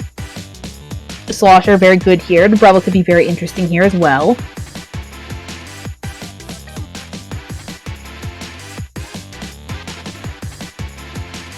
Honestly, I would not be surprised if they brought out the VJet, but it is a pretty handy map to go backlineless, but I would be wary of if with the Charger on the opposite team. Yeah, especially when it's one like the who you know is going to more often than not hit their shots even when they're getting rushed. Mm-hmm. So here we go, Clan with Piranha Pit. Teams letting in. Z has actually dropped the Charger, and they are going the V-Jet now, it looks like. Or is it a C-Jet? No, it's a V-Jet! So that is a V-Jet. It's turn for V-Jet. Alex swapping over to the Tri-Nouveau. Booble sticking on that tried and true Splash-O-Matic. Meanwhile, on the side of Trolling, they also have a Splash-O-Matic. But they are also running a Brush. That being Mine and Baller. They have a Mini, and they also have an Explosher. So Explosher, that was one of those weapons that when it first came out, nobody knew how to fight against it, so everybody ran it. And now that people know how to fight against it, you don't see it that often. I was honestly going to say the last time we saw Clams on Piranha is because of the, like, just the flatness with just the ramps in the middle. It is a pretty strong pick, but just because of the clampless, it is a bit slow. But paired with the Mini and the Brush, I'm intrigued to see what we're in for. Yeah, the brush managed to run a power clam in, which normally you don't like to see pushes 280 on this map. But if the brush can keep on running those clams in and only getting a little bit each time, well, adds up. And of course, then it delays Tuki because Tuki has to go back and defend their basket. It definitely can be very distracting and put a lot of pressure on them. Yeah, one going down on the side of Tuki, and they lose their power clan, which isn't good. Second bomb launcher coming out, the try coming in, gets 2, but gets taken out for his trouble. But still, a 2-for-1 deal. Not bad. It looks like Slacker is in trouble here, going down to Sakura, who is trying to fight off that Explosher. Ooh, Sakura's got... Tuki's got the double power clams ready to go. If they can make something out of it, they do go 2 down, so 2v2 with the Explosion on the opposite side. Yeah, definitely making the smart choice to back up here. And of course, those 2 power clams mark them on the map. He probably doesn't care too much about that because as the backline, you're pretty visible. But Sakura on that junior probably doesn't want to be seen too much. It's definitely not in their favor to be so. Yeah, 1 down on the side of Trolling, the splash going down. That definitely helps. It does take away some of their paint, but not a lot. Trolling is running just such a super paint-heavy comp. But 2 going down now, making that a full wipe on the side of Trolling. So this is going to be a monster push all the way down to 57 already. And they're still throwing in clams. Yeah, they got more clams coming in and getting ready to lock them out. We do see 1 going down on both sides, but the brush is coming in and is going to be defending the basket. And the brush does go down, but it looks like members of Tuki fell down into the useless as well. So it's going to be very hard for them to get both. Nonetheless, not a bad push. Taking it down to 33 is going to be not impossible, but definitely difficult to come back. Yeah, 33 is an excellent push on the map. 2 members of Trolling also have their specials ready. The bomb launcher comes out, missiles come out, so they are definitely planning for a push. The brush has their baller ready. 1 goes to go down on the side of Trolling, though. That is their Splash-O-Matic. Definitely some mind games going on with that brush, but in the end, they are just overwhelmed by the amount of firepower focused on them. And that right there is why baller is not seen very often in Clan Blitz anymore. You have 3 people shooting at you, and it is going to shred quickly. Sakura is in position to make another ball. Teammates are throwing clams, so they just need 1 more, but I don't think they have it.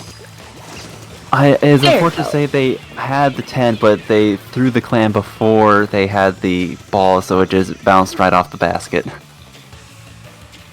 Yeah, not going to get any points on this push, but they do lower their penalty a little bit, which is nice. Now they only have 1 clam plus 1 power clam plus a little clam versus 1 powered clam plus several little clams. 1 down on each side of the field, make that 2. Good play there from the toxic gas and the missile. You just trap the people with the miss, and then the missiles finish them off. It's excellent use of sub and special synergy. Definitely locking them in and taking that kill there. Down to our last 30 seconds with many a clam on the side of Tuki, and not many to be said for Trolling, and a lot of purple on that map.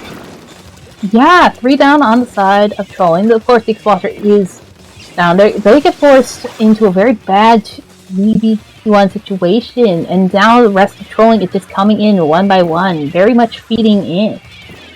A push down to 14. This is going to be... Oh, never mind! Tuki is just going to say they don't even want overtime. They're just going to knock it out. This is going to be 1 more for the side of Tuki into our second match. We are getting into reverse sweep territory if Trolling is going to want to stay in this matchup. Yeah, Trolling has to win every single match now. Also, every single member of Tuki, double digits. It's very rare to see every single member getting double digits in kills. Oftentimes there's one that maybe they get close, but you don't usually see everyone getting at least 10. Oh, absolutely. It's very impressive. So moving on to Praymaker Snapper. Seen this one again too. I am curious to see, that last match we did see the missiles come out in favor over the Stingray, but I think we might see either the Vanilla Charger or Splat Charger or the at least the Sea Jet. Yeah, if I had to guess, I would guess that Z went with the Jet over the Charger, primarily because of the nature of Piranha Pit. It's so easy to get rushed as a backline. Mm-hmm. And even when you're an absolute master at getting those quick scope snipes, you're still gonna die a lot. Having the Jet lets you have better close range capabilities. Better close range capability, a bit more paint, and yeah, just the Charger doesn't have too many places to retreat to on Piranha Pit. Yeah. I'm not sure what trolling is going to go. I don't think they'll go with the Explosher. It's too slow moving for Rainmaker in general. Indeed. And unlike the paint control for zones or clams, the Explosion doesn't really do much against the Rainmaker shield itself. Yeah. And the kits are definitely kind of funky. The vanilla one depends on other weapons to pop its bubbles, and the baller one just you pop the baller and then what? But Thorgon's gonna stick with the baller Explosher. So this will be definitely an interesting match. Slacker is going to go onto the camo tent, which is going to be fun to watch. Tent is a very niche weapon. Niche in the fact that it is difficult to play and not a lot of people do it well. While on the side of Tuki, Z has gone back to the tried and true sniper. We have First Blood also on the side of trolling as one member of Tuki falls. Alex is going to back straight into that tent umbrella. Slacker doing a little flank there, coming in for his key. Now they're going to push up and see if they can trouble that sniper. I was going to say, the tent umbrella is definitely the weapon best equipped to be taking that flank there, but unfortunately they do go down to the Stingray, very well placed by Z there, and that is going to be 2 down for trolling. Yeah, but they did get the Rainmaker to 34, which is an excellent first push. Actually, I didn't even notice the Rainmaker coming in.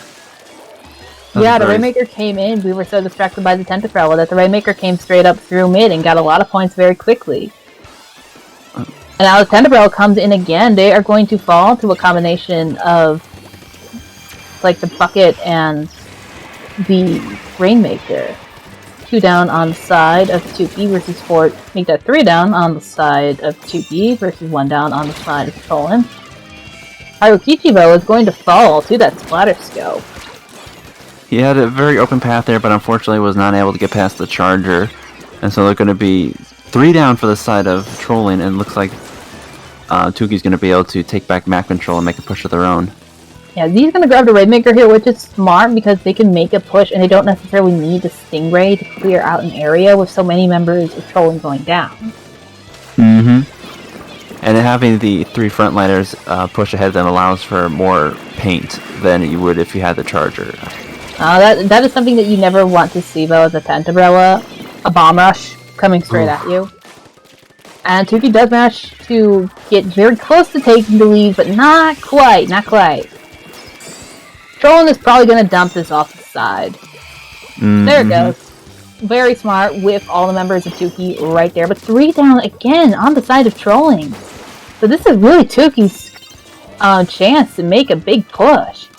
They have a direct line right up to the pedestal, and they're essentially locking them in. Yeah, Harukichi came around through the right-hand side to try and cut the Rainmaker off. Doesn't manage to get them. He's going to try and get more points. Down to 14. That is very, very good on this match. Wow. Oh, will we get a knockout? We will! That was a very unfortunate pop right at the end. They're essentially wiping them within such close distance to the pedestal. Yeah, Tuki really, really, really doing well there at the end, after at the beginning it seemed like they were in trouble. Mm-hmm. But they had a bit of a late start at the beginning, but then once they got moving, they just really snowballed it into the pedestal. Yeah, so unfortunately Trolling is going to be eliminated. Tuki will move on to face another team in the bracket, but we have been talking for quite a while on that, and I think the good people in chat are probably getting bored of our voices and want something a little different. Yes, indeed. We're going to be handing off to our next set of commentators. Shats, where can the lovely people find you? You can find me on Twitter at ShadowDragon42. I'm in the IPL Discord, Shad, hashtag 5211. Feel free to DM me if you have questions. And then, of course, I'm in the chat as IB_Shads_. As always, where can good people find you? You can find me on both Twitter and Twitch at IMadGamerII. I do stream on a regular basis, but yeah, you come checking me out. And we have a treat for your next commentators. I believe it's going to be Lily and K-Bot. Ooh, exciting. Yeah, real exciting. That's going to be it for us, though, so don't go anywhere. We'll be right back.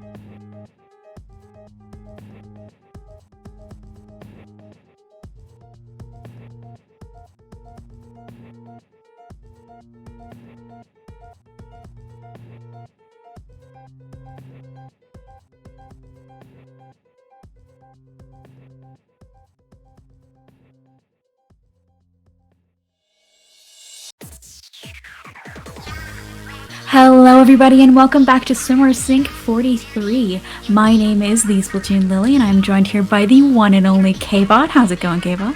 The one and only. You're just as much one and only. I don't know about that. Yeah, but that's why I put the at the beginning. You know what isn't one and only? 43 Swimmer Syncs. You know, so it didn't actually hit me that, like, you know, there were 43 of these things until just now. That's a lot of tournaments.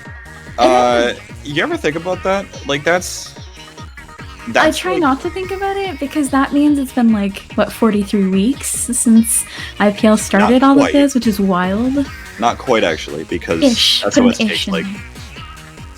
I mean, there'd probably be something like 43, and then there's some factor because they only do like 3 out of the 4 weeks of the month. And I don't know what they do on weeks of 5. Anyway, so... The moral of this story is I'm an artist who's bad at math, and K-Bot's a math guy over here lecturing me. And I am now in communications, and I have an exam to take tomorrow, so I am also bad at math. That's just how it works. Anyway, we've got a match, and these are teams that I don't know enough about. So, Lily, why don't you enlighten us in terms of what you see, especially perhaps out of this Luau roster, because you sound pretty excited for them. Yeah, well, I was watching Luau play a little bit earlier, and I'm familiar with them just from, you know, being around the scene a little bit, seeing them play in tournaments here or there, but I definitely saw them a little bit earlier tonight, and the person I was most excited to see play was Lip Blue, because, I mean, Lip Blue is a name that's been around the community probably about as long as I have, and they play usually Junior or Zap, and tonight I saw them playing CDS, and I don't know if they're going to bring that back, but I'm very excited if we see them in this game. We'll have to see. The other thing I'm excited to see is we load into this first map on Clamlet's Humpback is a lot of bubbles. I have not gotten the chance to actually take a look at this game's meta, so I'm finally excited to see that some people are actually using the Bubble Blower as a special. I mean, Bubble Blower in particular is very strong on this map. You get those bubbles in below the basket, and there's pretty much nothing a defending team can do to get you out of there until they remove those bubbles, which, as we all know, is not super easy. Much easier said than done, and you already see those coming out on that right side out of games launching this winter. We've got to come up with some other slogan for that, because I'm not going to say that every single time. That's just not happening. But it looks like now, with a 2-down situation, they might be able to move forward a little bit. You're starting to see this Tetra release player start to sneak up there, try to apply a little bit of pressure, but realizes that it's just not a safe push for the team. And honestly, for Games to jump out there, it was probably really smart, Bahamut taking the smart option to back up and regroup with their team to hopefully get a stronger push later. There was already one down on Luau, and the other two are pushing in fairly quickly through mid. If they can get a couple more picks, they can get some clams going. They've already got 21 in their economy. Already got 21, and now with the 2-down situation, they're going to be able to, Archer's going to be able to find this power clam, throw it in the barrier, and there's going to be a load of a push to unload here, as you see Bahamut taking that splash down as well, right in front of this barrier, and already down to the 35-point mark. Violet's going to be able to throw in just a couple more, and that is going to be the end of this push, down to the 35-point mark, and a very strong opening push for this squad, especially off the back of winning 2 kind of engagements early on. Archer teasing a couple more in there before going down, which is putting Luau in a not quite a rough position just yet. This map, because it's so small in mid and the baskets are fairly close together, tends to be fairly fast moving. Pushes happen frequently and pretty powerfully, so I don't expect Luau to go too much longer without getting a push in themselves. And you already start to see that come out as Drift T is going to be able to find this bubble blower and go in there, but it is going to be the only one left around, and that's because there's a lot more purple ink in the area than they were expecting. Already a 2-down situation for Games, and that's going to be the end of the push with only one power claim to speak of. Just unfortunately didn't quite have the complete amount of control, perhaps a little bit of a rush push, and now as I say that, rush push to the other side of the map, is that still a 2-down situation for Luau, and Games is going to be able to start throwing a couple more clams in, wearing down that penalty a little bit more here, and perhaps even scoring a few more points on the board if Luau isn't careful. Archer trying to sneak in a couple more, but is going to get taken out there. There'll be a 3-down situation. Baba jumping in, though, is going to be able to find that one, and now already down to the 9-point mark is this game squad. And now things are getting dangerous. If this isn't our final game score with the winning point for Games, it's going to be pretty close, I think. Luau having 2 minutes left to try to push down almost 80 points to get lead. That's going to be difficult. They are up under their basket, and they do have quite a few clams in their possession. But with 2 down, they may just have run through what they have in their economy.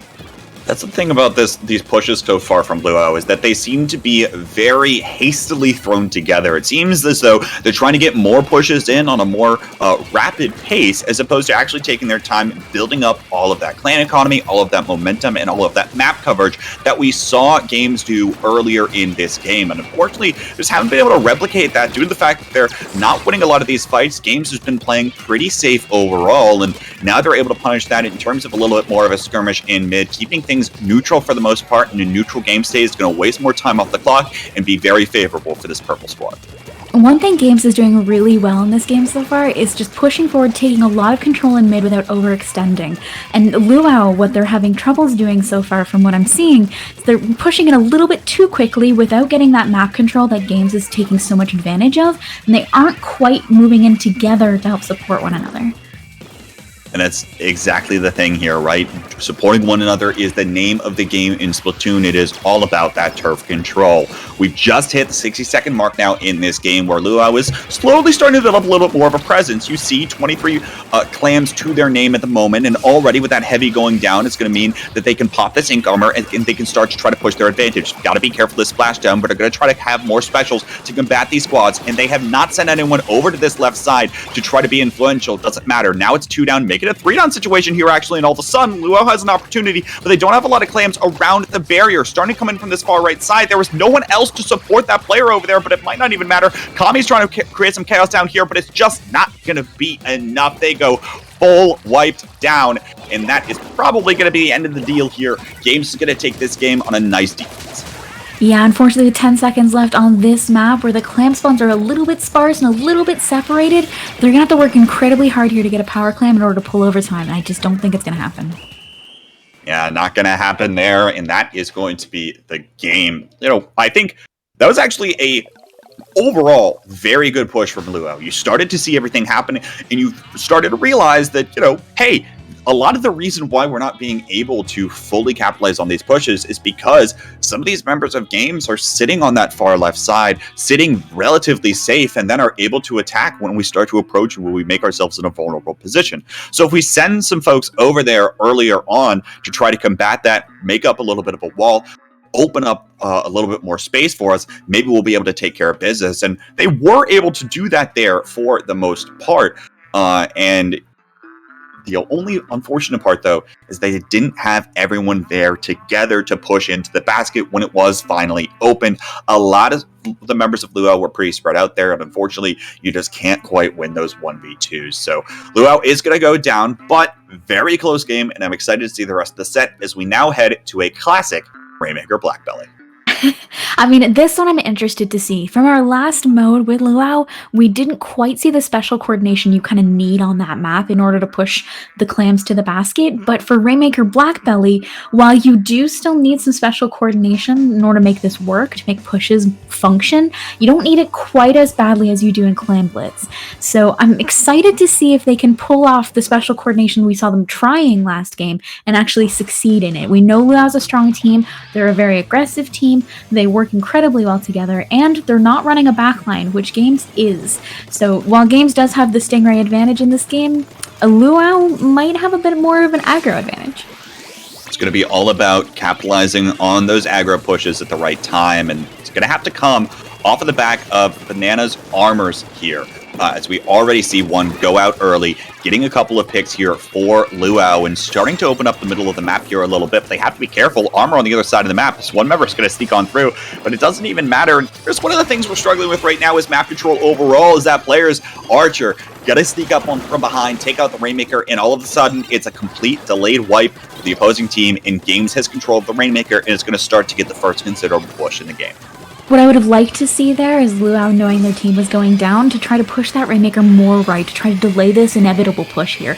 The Stingray is out, the Rainmaker's moving up, they're going to be moving pretty quickly here. They try to struggle through all this paint, and they might get a decent jump, but are picked off a little bit early before they make that full jump across, and only pushed to 48, which on this map is change. That's nothing. Absolutely nothing. You're right there. Archer still being tricky with the movement here, is going to be able to dodge around that explosion and is going to be able to just stall things out for a little while longer, perhaps buying a little bit more time for the rest of Games to come into spawn. But at the end of the day, it's only going to be 2 other members here, and that's going to mean that Luau has at least a decent amount of time, but they went right to the spot where the heavy is. Nice Rainmaker shot's going to be able to pick off that player, and now actually opting to rotate around to the other side of the map to try to push this one on forward. But you already see the defenses of Games getting set up. Here come the 10 missiles as well, taking down 2 players, and now here comes the hammer as well. It's hammer time, and it's probably going to result in some of these members of Luau going down. Actually, deciding to back away here is Violet. Looks like the Rainmaker pretty trapped and is not going to be able to go anywhere. Well done defense from Games. I'm not a huge fan of pushes on the left-hand side. They typically don't work out well, but in that case where they had gotten the heavy down and most of the other players were trying to come in through hills, with their own players on offense, they probably could have made good use of a left-hand push. In this case, Games already on the defense, or on the offense rather, pushing up into Luau's base. They're making really good use of that really distracting Stingray and pushing all the way to 23. Now, 23 is a little bit stronger of a push here, but Rainmaker in general, and Rainmaker Black Valley especially, no push is a safe push. Not quite yet, one would certainly think here, especially with what we saw in the last game. But now with the 3-on situation, they're going to be able to pick up the Rainmaker, take it a little bit lower. That's down to the 11-point mark. And now they have to continue trying to defend this as Surskit is trying to weave around this pedestal, trying to find a few of these members of Games, but they are being so elusive right now in their green ink. Now, here comes the hammer once again, trying to pop the Rainmaker shield, but it's just not going to be enough. Has the area been cleared? No, not quite. Kami's going to be forced to pop this splashdown here, and now the jumps are coming in once again from Games, but it looks like it is finally over. That's going to be the delayed wipe for this squad, and that is going to mean mid-control is going to go back on over to Luau with this Rainmaker reset. Kami obviously moving a little bit faster than I am. I didn't even realize there was a wipe there, and they were already moving up into mid, taking good advantage of the fact that the other team is nowhere in position to stop them. Might as well get on up and get into position. Luau already trying to get a push up in here. They're going to have a little bit of difficulty with that Stingray coming out. There's not much they can do about it. They're going to have to just go down and try again. We didn't see a lot of what the Rainmaker looked like over in that area, but it didn't look like there was a lot of map control there, unfortunately. Very little room to run away from that Stingray when you don't have a lot of ink in your area. But nonetheless here, it is going to mean Games picking up this Rainmaker once again. They actually are opting for a little bit more of this less push, and I think this is more so to get this as far away from the opposing pedestal as possible, as opposed to actually trying to score some points on the board for themselves here. But actually, it looks like they're going to maintain this one as they're able to get a couple of picks here, starting to move on forward here. Violet going super fast on this sploosh, going to get taken down all of the same. 2-down situation. Looks like the rest of the members of Games are going to back away because they realize that the game state is so much in their favor that it is not worth committing to this.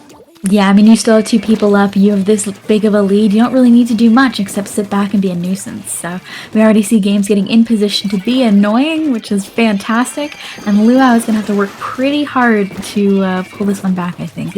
Only 28 seconds left in the game, and they've got a long way to go. so much green ink on the horizon. As we take a little bit more of an overhead view, you're starting to see where exactly those defenses are getting lined up, and it's going to be very difficult for this quad shooter short range composition to try to fight through all that, especially with already having committed their ink armor in this manner. Now, the Rainmaker picked up, 8 seconds left to go. It's going to be the final carry here, regardless of what happens. Still doesn't quite have the amount of map control they might have liked. Someone's coming up from the far right side. There's no one else back here to defend the Rainmaker, and that is going to get taken down. Games is going to take game 2. Banana just getting a little bit too far behind their team. It felt like they were waiting in case a Stingray was popped, but the Heavy going down, they just needed to move up a little bit more quickly to stay near their team and hopefully avoid getting flanked like that. Really unfortunate, but we did see a little bit more coordination and togetherness from Luau. So if we can continue to see that, we could easily go to a Game 5 in this set. Lots of high numbers on that scoreboard. I think I saw, Archer had like 17, someone on the other side had 20.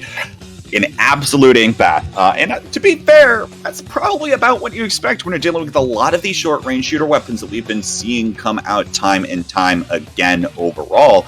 And, unfortunately, just not fully able to capitalize this time around was this side of Luau. We'll have to see if they can try to do just that as we now head to perhaps the most snowbally map in the game.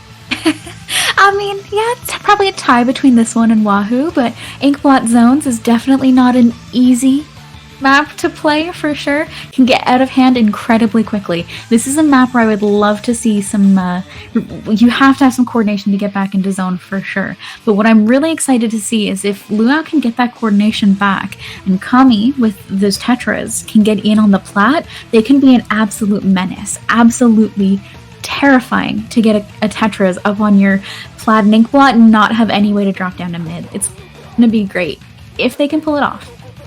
If they can pull it off, and that's going to be one of the largest things here, right? Meanwhile, on the other side of the map, you're going to be staring down a Heavy that's going to have a little bit more of that range, going to be able to pick you off as you try to drop in from plat, and so perhaps in a lot of those cases, it's going to be very difficult to try to maneuver around that if you are a quad shooter composition that Luau has been running so far. But at this point, it is do or die time, or I should say it is swim or sink time. He said the thing. He said the name of the thing in the thing. Guys, I said the thing. I said the thing. 23 tournaments. Wow. I bet you no one thought about that before. Anyway, here we are. Drifty T's switching over to the Kensa 52, and so is Archer here, actually. That is no armors on the side of Games this time around. Yeah, and one thing I really want to put it on Games is Ridinya switched over to playing Ballpoint instead of the Heavy. A great pick for this map. That little bit of extra range and additional panning power can really do you some good on this one. But Luau has already taken a little bit of an early lead and is trying to push him into plat and be a nuisance. I think they might just stick to mid for just now, which isn't the worst choice, honestly. In the first little bit of an easy push, you kind of want to play it a little bit more safe. But let's see if they can get a little bit more of a foothold here as they go 2 down. Already going 2 down. Again, we'll have to see just how farther forward they're going to be able to take care of this. And again, really interested to see where this ballpoint is going to end up positioning here overall. Okay, I say that the ballpoint goes down, but a nice double from Bomba on this splashdown. Able to buy even more time for the rest of Games here. As they continue snowballing this, they're going to take control of plat here, and now you already see Archer moving up so far, and that's one of these things the Kensa 52 does. Might have the same amount of hit points as any other weapon in the game, but it somehow is just so slippery to really pin down. Games here already establishing this very strong lockout that Luau was looking for on that first push and wasn't able to quite find. Already ticking down to 20. Luau has one chance to get back into mid here, and they're already 1 down. Some specials coming out. Will they be able to cap the zone? It's going to be hard to tell here as you see that on the far right side. Still can't quite get into range, and I think that's a large part of the ballpoint here, though we can't quite see it. Baller coming into the zone. Can it neutralize? No, it cannot. And Games is going to go ahead and take the 100-0 sprint and is going to take this game of the tournament, including the set. I mean, the challenge on this map is always just having to paint both sides to interrupt, and they just didn't quite get there in time. Just that bomb had gone off a second sooner, they would have had the interrupt and might have been able to take the cap. But Luau, unfortunately, going to dip out of this one, and Games launching this winter. Hopefully, fingers crossed for the direct tomorrow. Gonna be moving on to our next round. That's one of the things, too, I think, about that map in particular is that you can try painting one corner of the zone, but at the end of the day, that's probably not going to be enough to neutralize, especially given just how big that block in the center is. The sight lines, the angles you're going to get just by shooting over zone one of the directions just isn't going to be enough to fully neutralize the zone. And unfortunately, that was just kind of the situation was forced into, right? They were just down there on that side, pushed away from everybody else, and that was that at the end of the game, unfortunately for them. Games' Gal did a great job there at the end. They knew most of the painting power was coming out on the right-hand side. They threw up that wall there and just planted themselves on the front of zone on the left. And I mean, if someone wants to try to contest you for that, they're going to be wasting time. They could be spending painting zone. And if they have to go all the way around, they're going to be wasting time, probably running into another member of your team. So that defensive presence there from the Gal doing a fantastic job deterring the members of Luau. So it was a really well-played game, all three of them, honestly. We saw some really good back and forths in the aggro front. We saw some amazing special and paint coordination coming out of, both teams, even though games came out on top. So Luau was a strong team, still is a strong team, and we'll see them next time, hopefully. Continue to see them playing, so.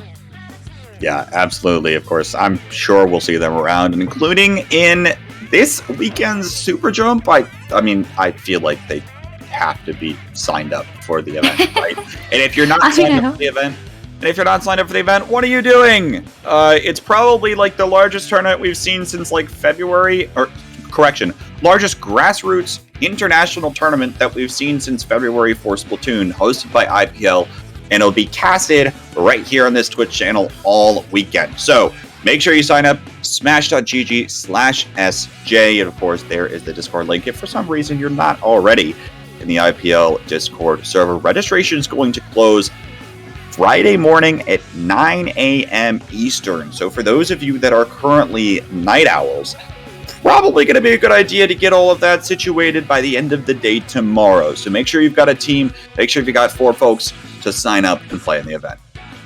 Yeah, that is one of the big things, right? It does close 24 hours before the event actually starts. So anyone who's looking to get their team together last minute, you're going to have to move up that last minute a little bit and get in a little bit sooner, because I don't know if Kraken sees any posts in Super Jump looking for some exceptions to be let in because they didn't finalize their team until later in the day Friday.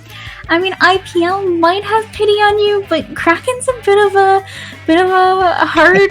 Can I swear on this cast? A hard butt. Kraken's a hard butt. No pity. I'm getting some no pities here. No from pity Kraken, for the IPL producer. Dang. You're gonna have to move up that cast then. And if you want to hear your teams get roasted live on stream, you always know where to find us. K-Bot and I will be streaming that event as well.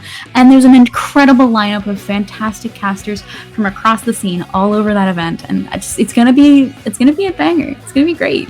Yeah, absolutely. Of course, if you've been paying attention to the IPL social media feed, you've been able to hear from a lot of the casters over the course of the past few weeks. And of course, going to be plenty more on the mic in the future to handle that. So yeah, certainly should be a fun one. Make sure you're tuning in if you are not already registered. Lily, I presume you're not playing, but I actually no. Sure. So I actually was contacted this morning to sub for a team for Saturday because we are on the mic.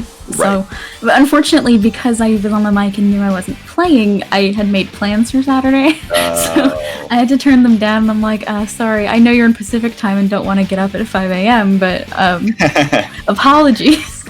Yeah. So yeah, unfortunately I'm not playing, but I almost did. Almost. Not quite. And there's no shot you'll ever see me playing, so we're just going to skip that. All right. Yeah, I feel like K-Bot should play, though. If you want to see K-Bot play, answer my poll here, poll in chat. Do you want to see K-Bot play?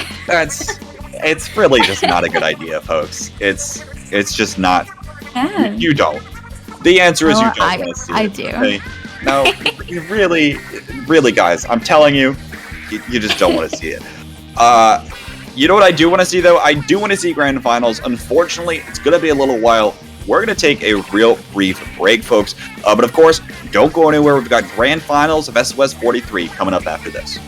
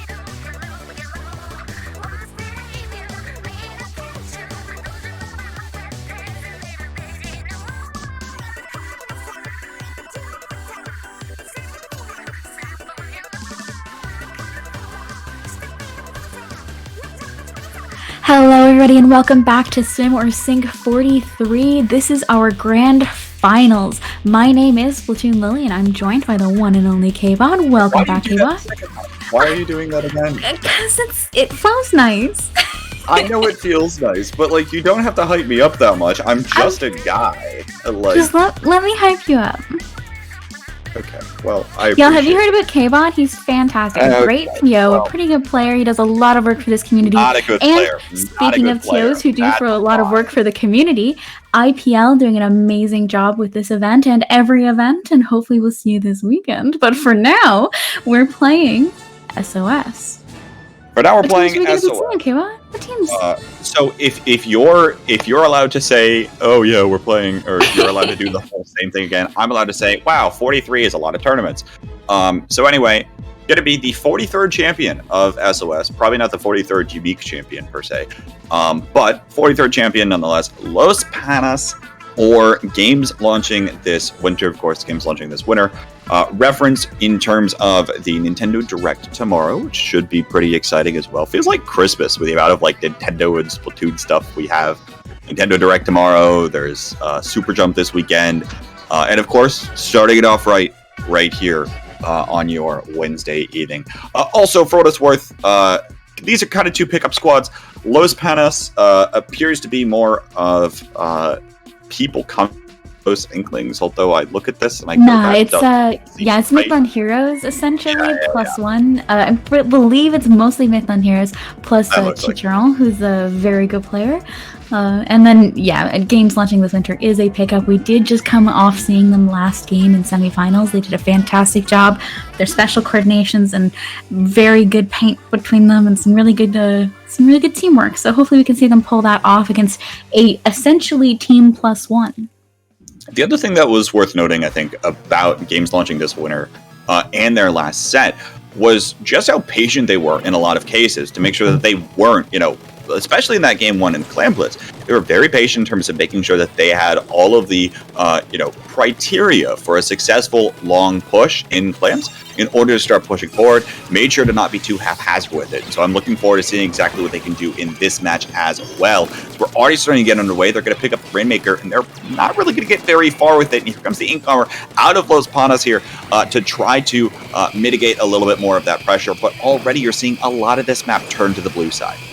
Well, we saw a really good play from Archer there, backing up not only to paint and get missiles, but to paint just in case Los Panas picked up the Rainmaker first and moved in that direction. They already had a foundation of blue. We're already seeing things swing back the other way, Los Panas running into that foundation of blue and unfortunately going down before they can get too far. Gonna have to back up as two of them go down, and games launching this winter are gonna have to take a little bit more control with mid before they can start moving up. Yeah, absolutely. And so, have to see if they can do just that. Very neutral, back and forth so far in this match. Of course, that Rainmaker resetting, that neutrality is not going to go anywhere just at this moment. Starting to build up a little more of those specials for Los Panas here, is it looks like they're in a little bit more of the disadvantageous. They're kind of on their heels at the moment. Kind of giving mid over to games launching this winter, but already 2-down situation, trying to move forward with this Rainmaker. Might get the lead here, but it's not going to get very much further than that, down to the 62-point mark in this case. Again, not really something to rest on here, going for that high-risk, high-reward incline push. Yeah, Los Panas showing right why we don't really push line on this map, especially with two people respawning. You kind of just run into enemy bullets and go down before you get too far. Opting to go instead, gonna go for this right-hand push, where games went for the left hand and pushing all the way up to pedestal and dunking it. So, talk about a reversal. Yeah, certainly a reversal there, and is going to be perhaps a little bit more of a confidence booster heading into this game too. Of course, Los Panas putting us that statement on the board and just able to take care of business very well overall. Of course, Lex 7 in that very short game, might I add, overall. Certainly putting on a showing there for this squad, and should be interesting to see how the rest of the set plays out. Yeah, I mean, I was spending so much time looking at games launching this winter. I didn't notice that Los Panas was running a double K52, which, I mean, not the most compelling pick, I think, for that map mode, but if they continue to run it, a double Booyah on Zone's Piranha Pit, which we'll be seeing next. Nothing to sneeze at. You get 2 Booyahs out there, you pretty much double cap and you're good to go. So if they bring that back out here, and see if they do, we're gonna have to see some pretty dominant paint coming out of games in order to prevent that. That's the other thing too with that double 52 composition, is that while you do have that double Booyah, you also have these weapons that, I mean, anytime I watch a 52 play, it seems like it just lives. It either is able to paint for itself and run away, or throw up a wall and live, or go and Booyah Bomb and live. Like, it just lives. It is so slippery to pin these things down when they have all of their resources, and when a good player is using all of those resources very effectively. And so, I imagine that's a large part of what got Los Panas here in the first place. We'll have to see if they can capitalize that, especially on a map like Piranha Pit that is very open overall, has a lot of ways in which you can start creating chaos on this map. I like to call, like, if you're going to call any map like a chaos map, it's this one, Team Chaos fans. This is your map, Splat Zone's Piranha Pit. Interesting choice. We do see Los Panas drop the double K52 in favor of a K52 and a 96 gal. Definitely an interesting choice. They have enough range on this map to cause a little bit of chaos, but still keeping a decent amount of paint, so they can take good advantage of that, especially against the ballpoint. It's going to be interesting. Going to be interesting for sure, and perhaps a little bit more of that RNG component is going to have to come into play here for that 96 to be successful against this ballpoint that has already gotten 2 down onto Los Panas, forcing those last 2 members to back on away. But again, this push not going to be very far, and that's one of the things with this map is that it is very easy to neutralize one of these zones, stall for a little bit longer, to buy some time for the rest of your team to respawn in order to make an engagement happen. The interesting thing, though, is that they're not going to have a lot of these engagement specials. Of course, only 1 ink armor on this squad. That's the other funny thing that I want to talk about the competition, but maybe I'll wait until another time to do that, because there is just an ink path back and forth. That's exactly what I'm talking about in terms of this map creating chaos. A minute into this game and neither team has pushed past 90. Yeah, 2 down on each team. Both teams just vying for a little bit of an interrupter control of this.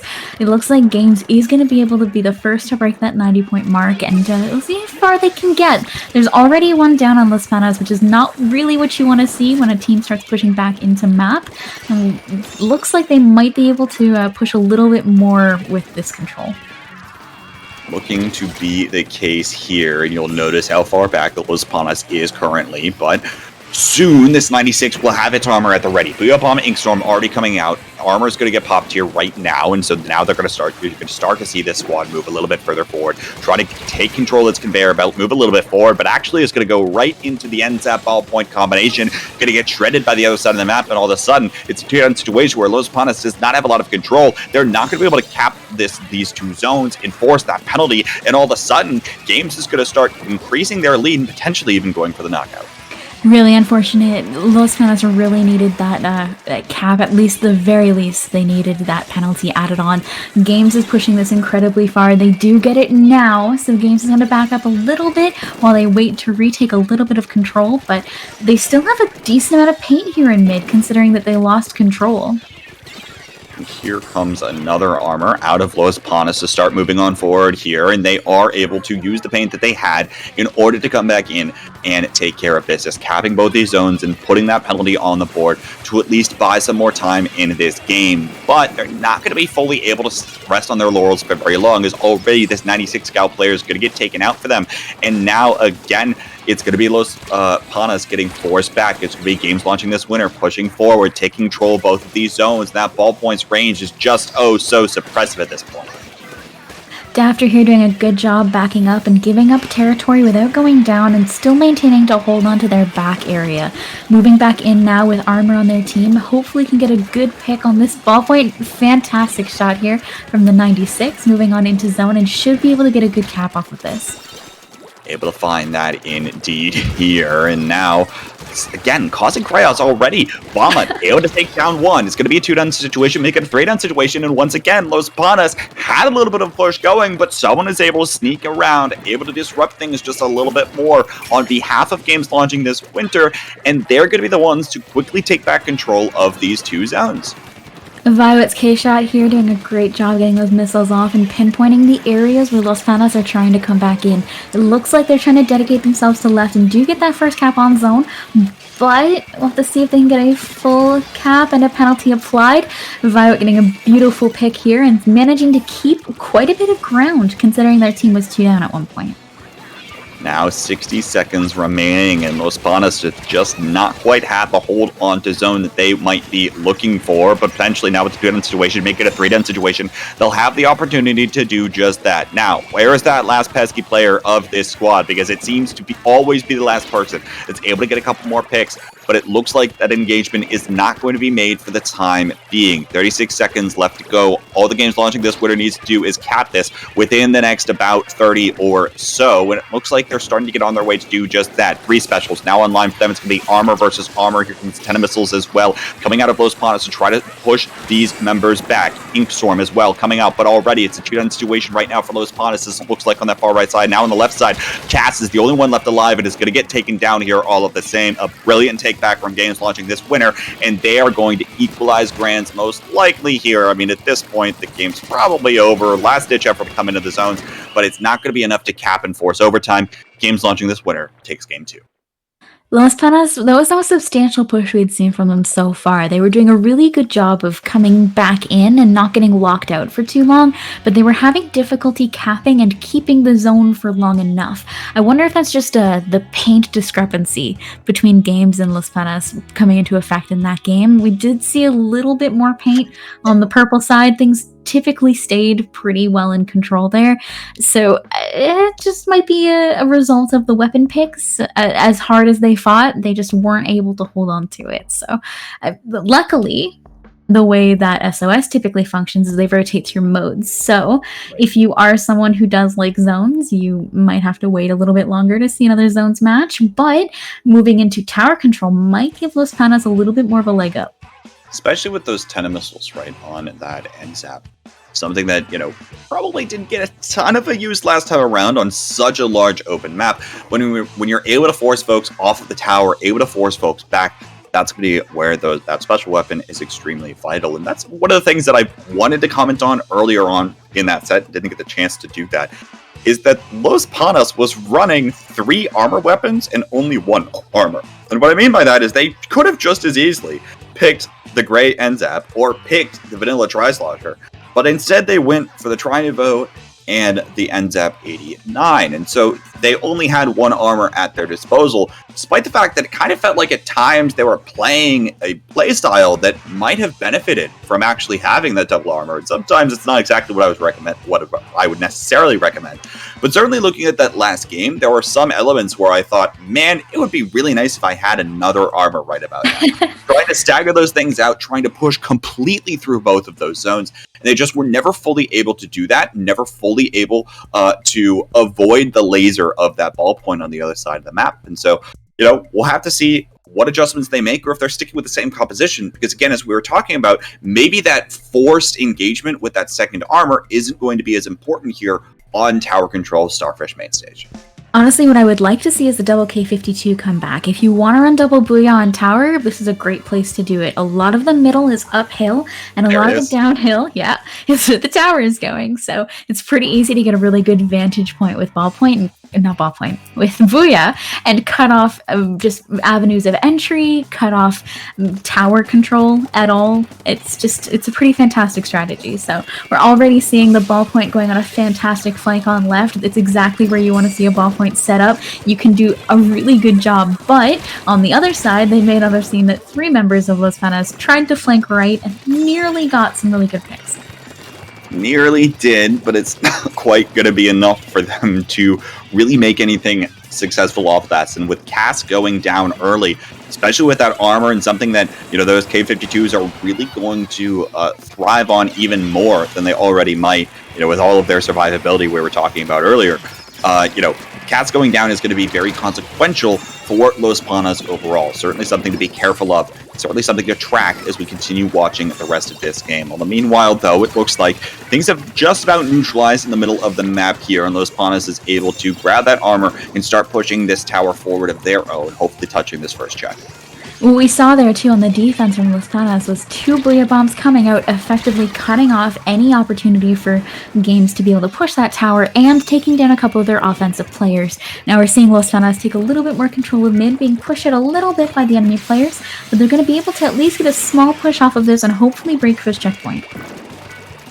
Trying to do just that, but they have to be careful now as Cass on the other side of the map does have that armor at the ready. Or sorry, that's not Cass. I believe that's Archer playing the NZAP here for Games launching this winner. But nonetheless, at the first checkpoint, no one quite around for this purple squad right now, and plenty of map control is going to be able to clear this first checkpoint. You see Dafter actually putting in a lot of work here on this Slosher to keep those members at bay and make sure that there is no approach to this tower from behind. which actually is an interesting technique from games launching this winter, trying to cause that element of surprise, but it looks like Los Panas was prepared for it, and they're going to continue pushing towards the second checkpoint. We're seeing some amazing team play coming out of Las Panos, which isn't surprising considering they are mostly a full team plus a sub. So they're doing a wonderful job playing around each other, responding incredibly quickly to callouts, and taking out threats before they're too much of a problem. Games is going to take control now of mid and of the avenues for pushing towers, so missiles may be coming out a little bit early to try to pinpoint where some members of Los Panas are hiding, and we're going to see if they can try to get a bit of a counter push here. They do have a little bit more to go as they're just starting to push towards that first checkpoint, and there is a flank on the right side. Is a flank coming in here. Looks like actually going to jump back to spawn there, just as you call it out. But nonetheless, here, tower is going to reset. And still plenty of time for either one of these squads to make a push, break past one of these checkpoints. But of course, it is Los Panas in control right now. Already, Dafter going to be able to find one on the ball point. That's going to be huge for making sure that these Kensa 52s can be enabled to take care of business. But I'm not talking about the Kensa 52s. Dafter or the Slosher has been putting in quite a bit of work, as we were talking about just a bit ago as well. And really kind of playing more of like a backline role, or kind of like a mobile backline role, I suppose. But it's actually working out quite well for them.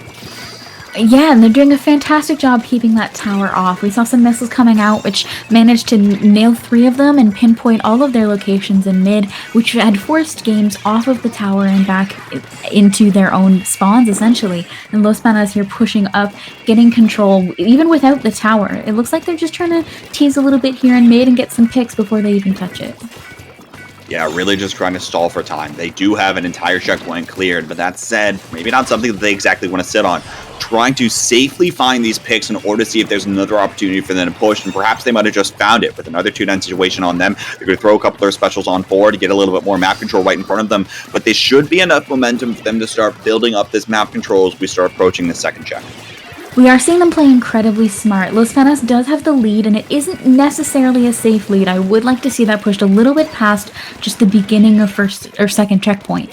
The problem is that they don't want to do it unsafely. There's less than a minute left in this game. If they all go down, all it takes is that for games to push right in and take control and move towards that second checkpoint. So you want to find avenues for pushing tower without getting too far ahead of yourself, and instead, if you can just stall in mid, the other team pushing straight uphill into you, it's a great place to be. Stalling in mid was exactly what they were doing oh so well for 2 minutes of this match, but it seems to have just fallen apart as Games Launching this winner has found a 2-9 situation onto their opponents to start approaching this first checkpoint. We'll see if they can try to clear it here. So we see some of the bombs come up on this far right side and left side as well. Looks like the Inkstorm going to come out, but the 10 missiles coming in clutch, try to stall things out just by a little bit more time. The first checkpoint is cleared. All they have to do is touch this second checkpoint. They got to make a move now. Where's the Booyah Bomb? Where is anything? There it is. I couldn't actually tell what happened. I'm pretty sure they got pushed off tower by that splashdown, and a member snuck up in underneath and touched tower. It was a fantastic play. I was wondering if they were going to be able to get Booyah Bomb out in time to stop that, but they had a splashdown at the ready, no problem. I couldn't actually see if that last player from Los Panas was able to touch the tower, but apparently they did while the splashdown was in mid-air. They slipped right in. The second that splashdown went up, they slipped right on it. Beautiful, perfect timing from Los Panas. So, moral of the story is don't splash down the tower. Never splash down tower. Never splash down tower. Don't hit Inkjet. I know you want to. Don't press Booyah. There's someone there, Shark, and I promise. Make sure you have another teammate on tower with you to hold on to it. Alrighty then. Well, that was an interesting interaction, and obviously something that Los Panas got to be feeling pretty good about themselves here. But now we're going to head to Clan Blitz Snapper Canal, and this is, one of the things I was talking about earlier is I was very impressed with the Clan Blitz play coming out from, games. But what do you think, Lily, as the Clan Blitz aficionado? That's me, Clan Blitz expert. I mean, it's going to be difficult. We saw some amazing gameplay in semis from games, for sure. They had some really good special coordination. They had incredibly good timing around each other. They're definitely comfortable with each other's play styles. And on the other side, we have Los Panas, where we haven't seen them play in clans. It is essentially a team plus one. So that kind of that kind of team coordination is something that you get with practice. And it's hard to pull off if you're not super okay with each other. Them having played together so often might put them in a bit of an advantage here. So we'll have to see. Games did impress us pretty hard in semis, though, with their gameplay. The Clan Blitz on Humpback was played beautifully. It was. It really was, especially the opening, right? Making sure that they're not being overzealous in terms of, okay, maybe we have a two-person advantage, but at the end of the day, we don't have a lot of power clans, we don't have a lot of map control, and so maybe pushing this is not the best option, despite the fact that barrier is right there. Like, I could reach out and touch it. I want to touch it. I want to throw the football. I want to dunk it. And their paint control and just the knowing when to back up, their clam economy, it was all beautiful. So if we can see them pull that off again, Los Panas might be in trouble. Might be in trouble, and of course, Snapper Canal is going to be a slightly different map to do that sort of a thing on. While it might be close to get these barriers, it's going to be a little bit more difficult to try to find those clams, try to find the map control necessary in order to pull a lot of this off, but only time will tell. Interesting thing here, actually, Violet switching over the Kenta Pro for a little bit more of that range, and of course, back on the 96 for the side of Los. Again, seeing a little bit more range come out of both of these sides. Yeah, one of the things I'm really looking out for here is this map, like we see in Humpback, is the clan spawns are a little bit more spread out, but this map, unlike Humpback, a lot of the pushes tend to need to be split in order to be functional. So we're seeing games already playing a little bit around this split, the ballpoint trying to camp up on this left side and put a little bit of pressure on Los Panas, and we're gonna have to see if Los Panas can pull off that same kind of dual pressure. Have to see here overall, and you'll notice that Violet's kind of waiting just to make sure that that dual pressure doesn't become as much of a threat, playing very defensive this time around, but immediately drops is going to get caught out here by one of the Kensa 52s. That is Lex for the side of Los Panas, taking care of business there, and now trying to build up a little bit more map control, shuffling the clams around here in order to try to figure out what the best way to approach this push is, but it's not quite safe just yet. Here comes the engagement actually on this right side. Games Launching is going to be able to take care of at least one of the members here with that Ink Armor Booyah Bomb combination, but still just cannot quite translate it into complete map presence. Yeah, and Games is going to have to back up here. You can't really make a push with two of your own team members down if the other team has the man advantage. It's so hard on this map to fight uphill in a narrow alley and try to get those balls in. So you're going to have to back up for a little bit of defense while Los Panas tries to get a little bit more control. It looks like they're just trying to charge some specials here to get moving forward, and Chicha God here spamming the this ways, trying to get the teams moving, but might go down a little bit early and gets a great pick. Great pick. Booyah Bomb comes out here as well, and it's going to be one power clam in the basket, but there's no one else around right now for Los Panas to start throwing clams in. You see that one member, that's Cass, trying to get into a safe position, but just cannot. There's so much pressure around the barrier, and that is going to be the barrier going back up. Good defense coming out from Games Launching this winner, and now it's going to be a 2-down situation. They're going to be able to translate this into a lot of map control, but will they find the successful push? This is where the dual pressure comes in. We see two people already trying to post up here on the left side. And the beautiful Ridinya coming in here, clutch, getting some picks, moving up maybe a little too soon, and falling in the water, unfortunately, with most of their team's clan economy. We do see another football coming out, but with that team member down, it does look like Los Panas is going to be able to retake that control and move back up on up. Violet trying to get the jump here, but is not going to be able to get that as someone else actually comes around for the side. That's going to be Chincha, able to take care of business there. Now another 2-down situation for Games Launching this winner. So again, any momentum that they add is immediately stopped in its tracks, and currently only a one football game. It might have to stay that way. We'll just have to wait and see here, see if anyone try to get something. But here's the thing, though, is that it's been very neutral, right? We haven't seen a full-on engagement come out in a lot of these cases from these two squads. I say that as we see one coming out of Los Panas, popping the armor, throwing the basket in. That's going to be a 3-down situation already for Games Launching this winner, and this is going to be quite a successful push coming off of that. Now the delayed wipe as they start going back to grab a few more clams. Oh no, that clam spawn just spawned right there as Chincha turned their back. But nonetheless, down to a 31-point mark here. Very good for Los Panas, and certainly something that they can try to hold on to as they take care of the rest of this game.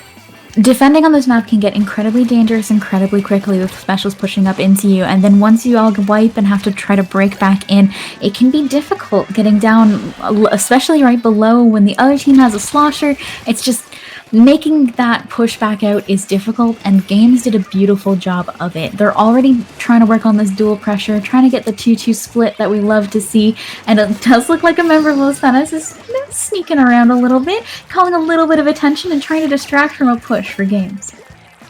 Bama trying to do just that here as well, but again, 2-9 situation here for Los Panas right in front of the barrier, trying to build up a little bit more of this map presence that they just cannot quite seem to have. And that's one of the things about this game so far for Games launching, is that, you know, they just haven't fully been able to act quick enough in order to make a push happen. Lex, nice wall, able to turn around and get that snap on Archer there. Gonna shut that power clam down here at the very, very minimum. And now it's only 3 members left up with 20 seconds left to go to try to get a push happening here for Games launching this winter. Lex still there, guarding this power claim, able to take care of business, able to open up this side of the map right now for Los Panas to make sure that there aren't any threats there. But here comes Booyah Bomb in mid, trying to get thrown forward, but Lex still being pesky on this left side, shutting down a complete other path in order to get in towards this barrier. Now everything's getting thrown towards Lex, trying to take care of one, but again, this Kensa 52 is just so elusive.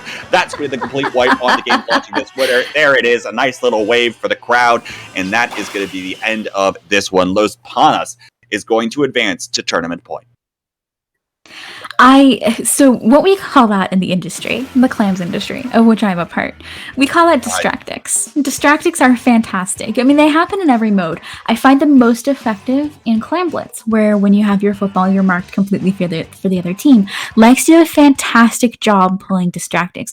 They were going to try to sneak in and open the ball, or open the football, open the clam basket, while Games is trying to push on ahead, but instead they got called out, and when they got called out, they continued to occupy that left side for a full solid minute without going down, taking out several players of their own, and eventually getting a full wipe on the other team. They held occupation on that left side just for so long, pulling attention, distracting from a push, and made it impossible for Games to move forward without dealing with them, and then made it impossible to deal with them. It was beautifully done. If anyone wants to learn how to do distractics, definitely look at this match from Lex. It was absolutely beautiful. I mean, it's almost one of the things that we used to talk so much about, like ink brushes and octobrushes being able to do in clans. They're able to run around, occupy space, maybe get a pick here or there, and just be a nuisance, right, for in a particular area of the map for some extended amount of time. This time around, though, or like nowadays, we're seeing the Kensa 52 really fill that role and really feel it to its full potential. As I mentioned earlier, with the survivability of this weapon, able to throw a splash wall down, go up with the Booyah Bomb, stall for more time, have the armor, all of these things, and able to paint for itself and be able to swim pretty quick around itself too. All of these things make it such a strong weapon, and that's why you're seeing it come out in many of these matches, even getting played in 2 hands per team. Right? And I mean, on top of that stuff, you get like the range added on top of it, plus the pretty quick time to kill. Yeah.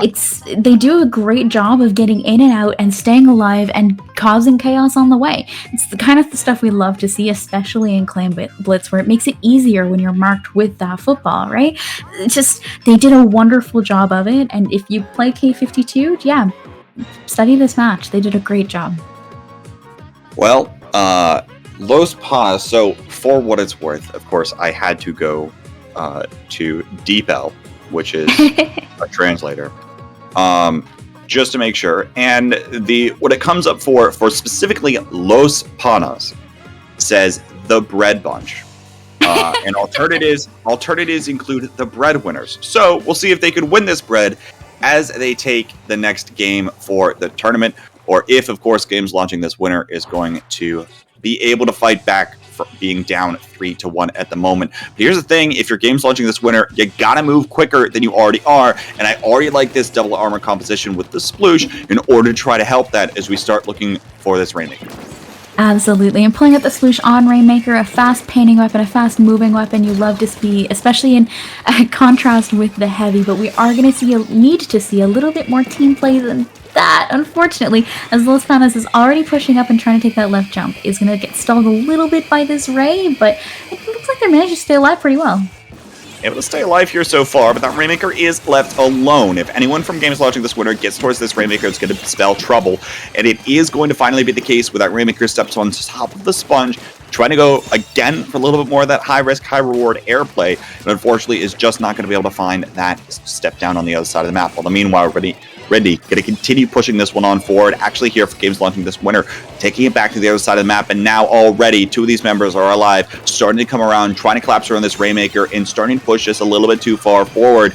Is this Rainmaker going to fall down? But it's a 2-down situation even still for Los Panas. They're going to have to try to defend this one even more, and the push is going to get sustained by games launching this winter. We'll see if they have enough time to charge up their specials for another engagement, or full engagement here, I should say. But already we're starting to see some of these specials come out of Los Panas. Here comes the Tena missiles to try to make their opponents move. A fun fact about this map on Rainmaker is getting to the top of that wall only gets you to 73. Getting to the top of the ramp right next to it gets you to 53. So just if you ever have the opportunity just to wait a little bit longer, instead of climbing up that wall, especially against a tri-slosher or any slosher, if you try to instead go for that ramp or box, you're going to get 20 more points a lot more quickly.